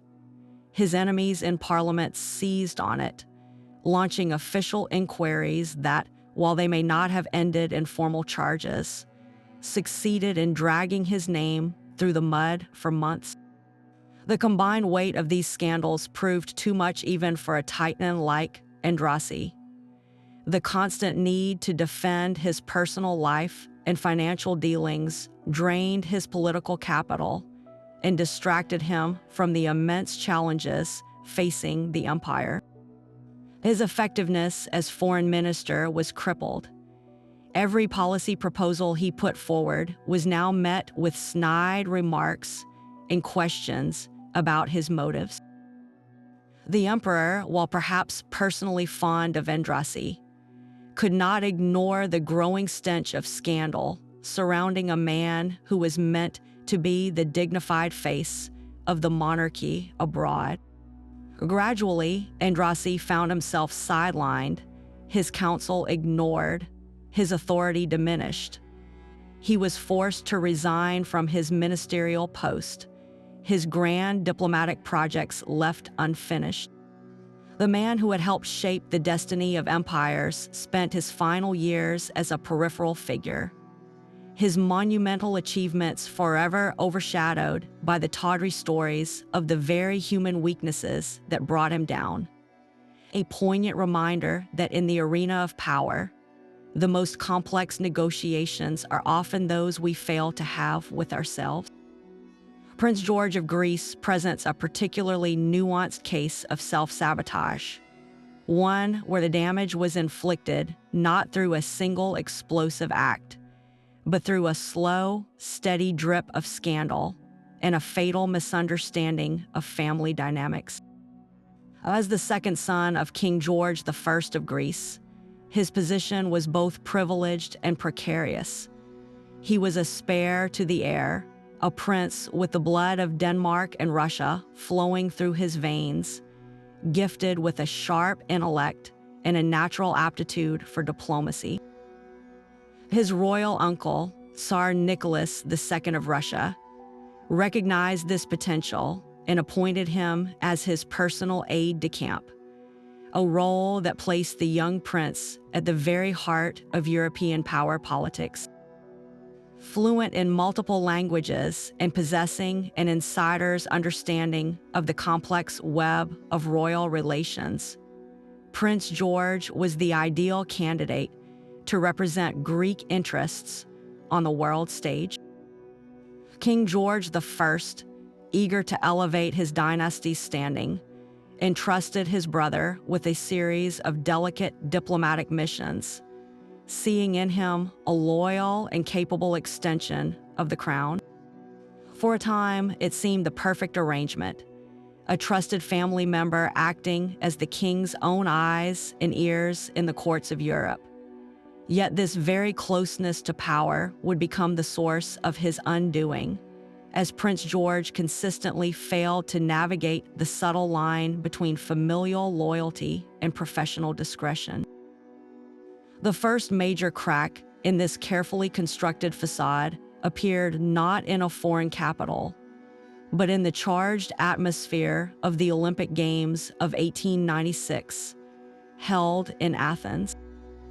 Prince George was appointed as the president of the organizing committee, a role meant to showcase Greek hospitality and organizational prowess to the world.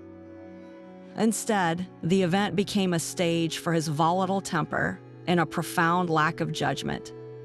He became embroiled in a very public and deeply embarrassing dispute with the French philanthropist and founder of the modern Olympics, Baron Pierre de Coubertin.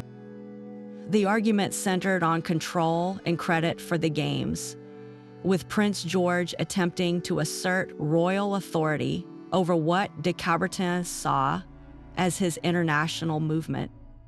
The prince's behavior was perceived as arrogant and high-handed, and the very public spat, reported in newspapers across Europe, painted a picture of a petulant royal rather than a gracious statesman. He had turned a moment of national triumph into a personal squabble, demonstrating to his uncle the king and to watching diplomats that he could not be trusted to handle high-profile events with the necessary tact and composure. This tendency toward controversy followed him into his personal life with even more damaging consequences. Prince George never married, and his close, lifelong companionship with his uncle by marriage, Prince Nicholas of Greece, became the subject of relentless and salacious gossip throughout European high society. In the repressed yet deeply gossipy world of royalty, their inseparable bond was viewed with suspicion and generated whispers that crossed the line from private speculation into public scandal.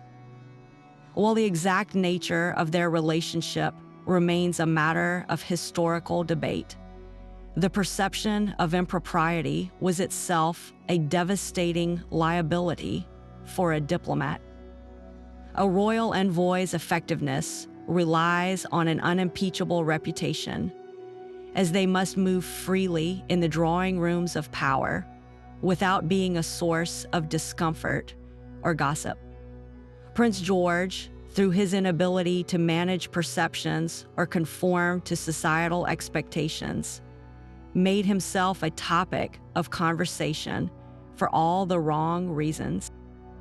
Foreign ministers and other dignitaries began to see him not as a serious representative of Greece, but as a figure of intrigue and scandal, making it difficult for him to conduct the sensitive negotiations that were the core of his role. The most catastrophic error, however, was his fundamental misreading of his relationship with his uncle, King George I. The king had initially placed great trust in his nephew, but that trust was conditional on absolute loyalty and discreet effectiveness. Prince George, perhaps emboldened by his blood relation, began to overstep his authority dramatically. He offered opinions on matters of high policy that had not been cleared with the king or the foreign ministry, and he occasionally made private assurances to foreign governments that diverged from the official Greek position. He operated with a sense of royal entitlement, believing his birthright granted him autonomy, while failing to understand that in the machinery of state, even a prince is merely a cog. King George, a shrewd and pragmatic monarch who had spent decades carefully building Greece's international standing, would not tolerate a loose cannon jeopardizing his life's work. The king's patience, once considerable, began to wear dangerously thin with each new report of his nephew's indiscretions and freelancing. The final rupture occurred over a series of diplomatic blunders where Prince George's personal sympathies openly conflicted with state policy. Most notably, his deep familial ties to the Russian court, through his mother Queen Olga and his cousin the Tsar, began to color his reporting and his advice. At a time when Greek foreign policy aimed for a careful balance between the great powers, Prince George was increasingly seen as a partisan for Russian interests. His counsel became less about what was best for Greece and more about what would please his Romanov relatives. This was the ultimate betrayal of his mandate. King George could no longer ignore the fact that his own diplomats' loyalties were, or at least appeared to be, divided. The trust was irrevocably broken. Without a dramatic public firing, Prince George was quietly but firmly sidelined. His diplomatic portfolio was gradually reduced to nothing. The important missions stopped coming. The telegrams from the palace ceased. He found himself a prince without a purpose, left to linger on the margins of the court, a living reminder of how a promising career can be hollowed out from within by a combination of personal scandal and a fatal misjudgment of the limits of royal blood.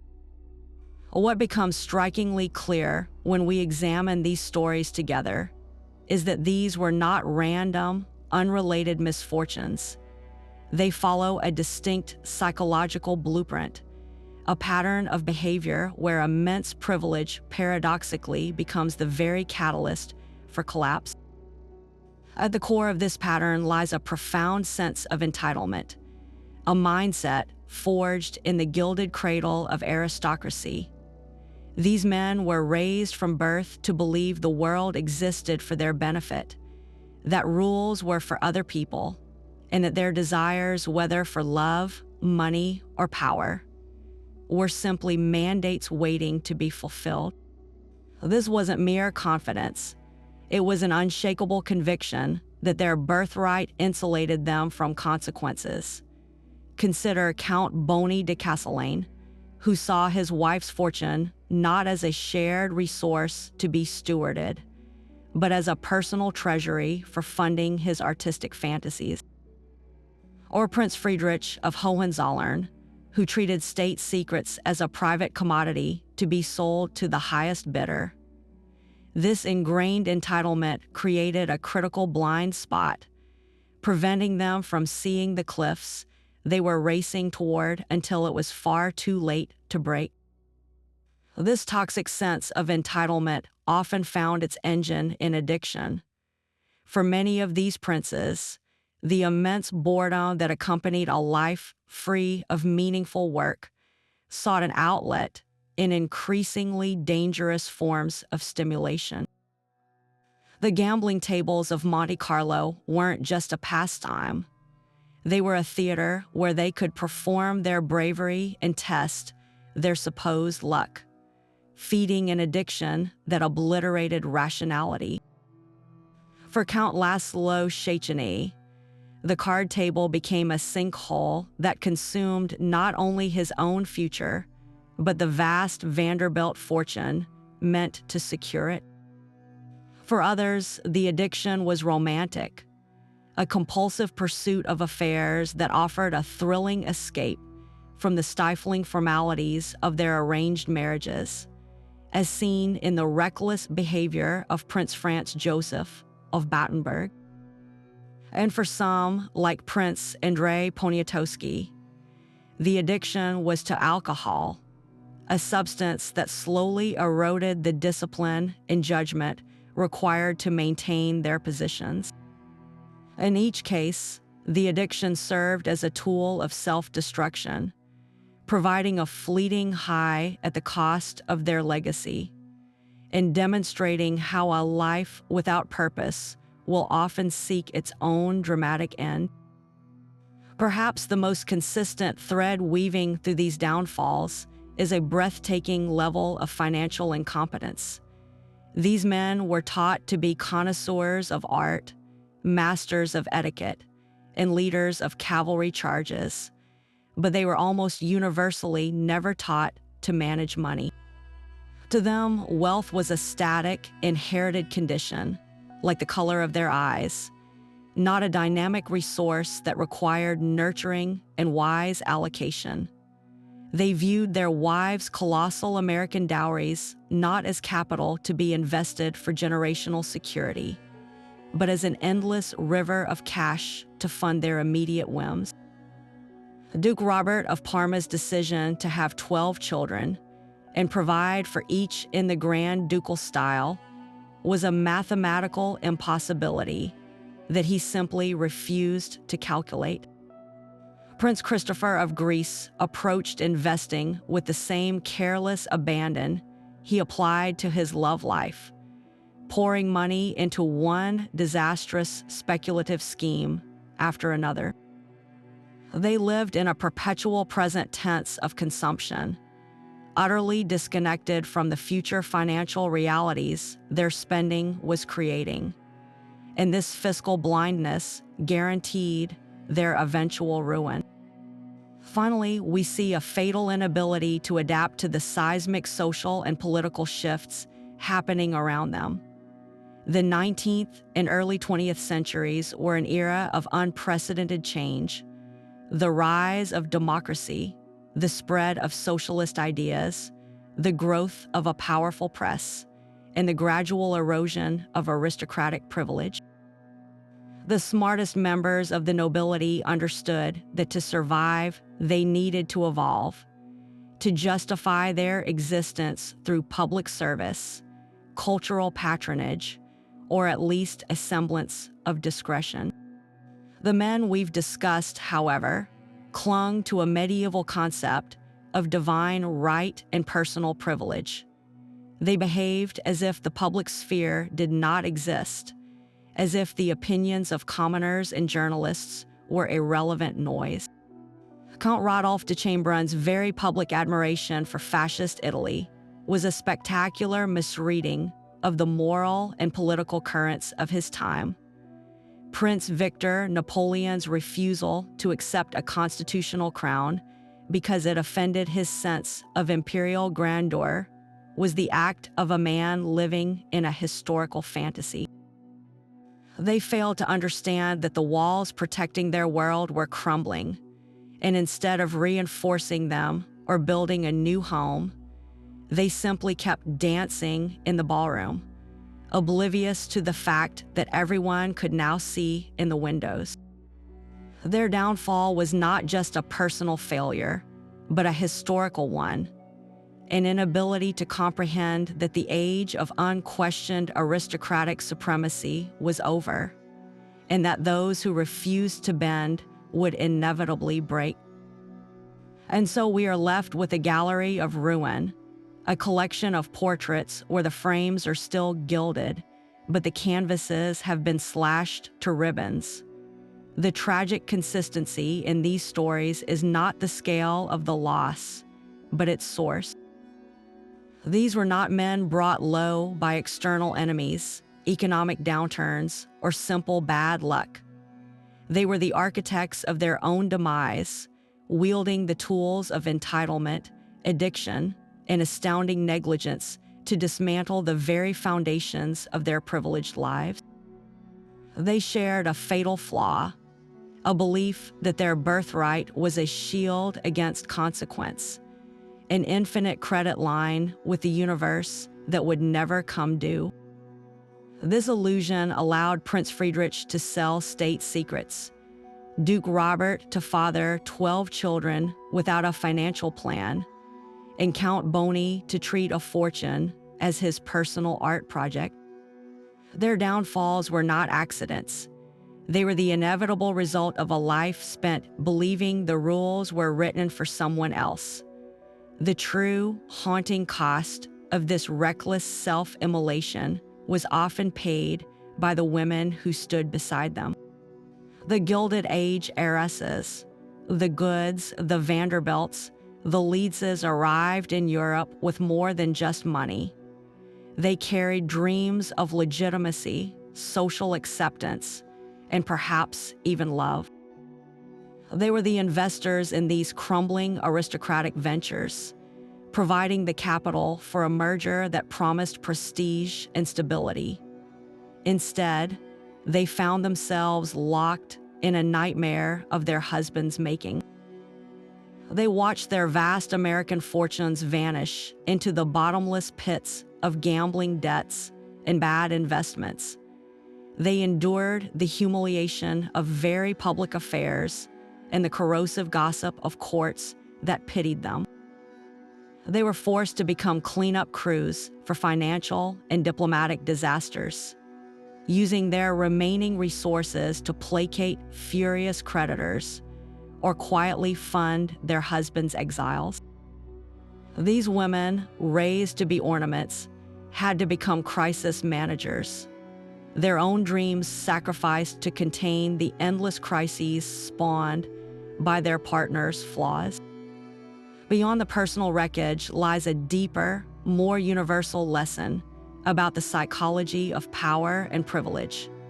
These stories reveal a dangerous paradox that having every advantage can sometimes be the greatest disadvantage of all. A life free of struggle can stunt the development of crucial muscles, foresight, resilience, gratitude, and the basic understanding that actions have reactions. When everything is given, nothing is earned, and a sense of entitlement can fester into a profound character weakness. The unearned nature of their status created a void where purpose should have been, a void so many of them filled with destructive pursuits. Their lives serve as a stark warning that an inheritance, whether of money or title, is not a life plan. It is merely fuel. Without character to guide it, that fuel won't power a legacy. It will only fuel a larger, more spectacular fire when it all inevitably blows up. Ultimately, the saga of these leading men is a timeless tragedy, a Shakespearean cycle of hubris and fall played out on a European stage. It reminds us that the most dangerous traps are not the ones laid by our enemies, but the ones we build for ourselves, decorated with our own vanity and poor judgment. Their stories are not just historical footnotes, they are mirrors. We may not have titles or vast fortunes, but we all grapple with our own potential for self-sabotage, the temptation to prioritize short-term gratification over long-term gain, to let a vice override our better judgment, to assume that our past successes will forever insulate us from future failure. The echoing silence of their abandoned palaces and tarnished names asks us a single, enduring question. If we were handed everything, would we have the wisdom and the humility not to throw it all away?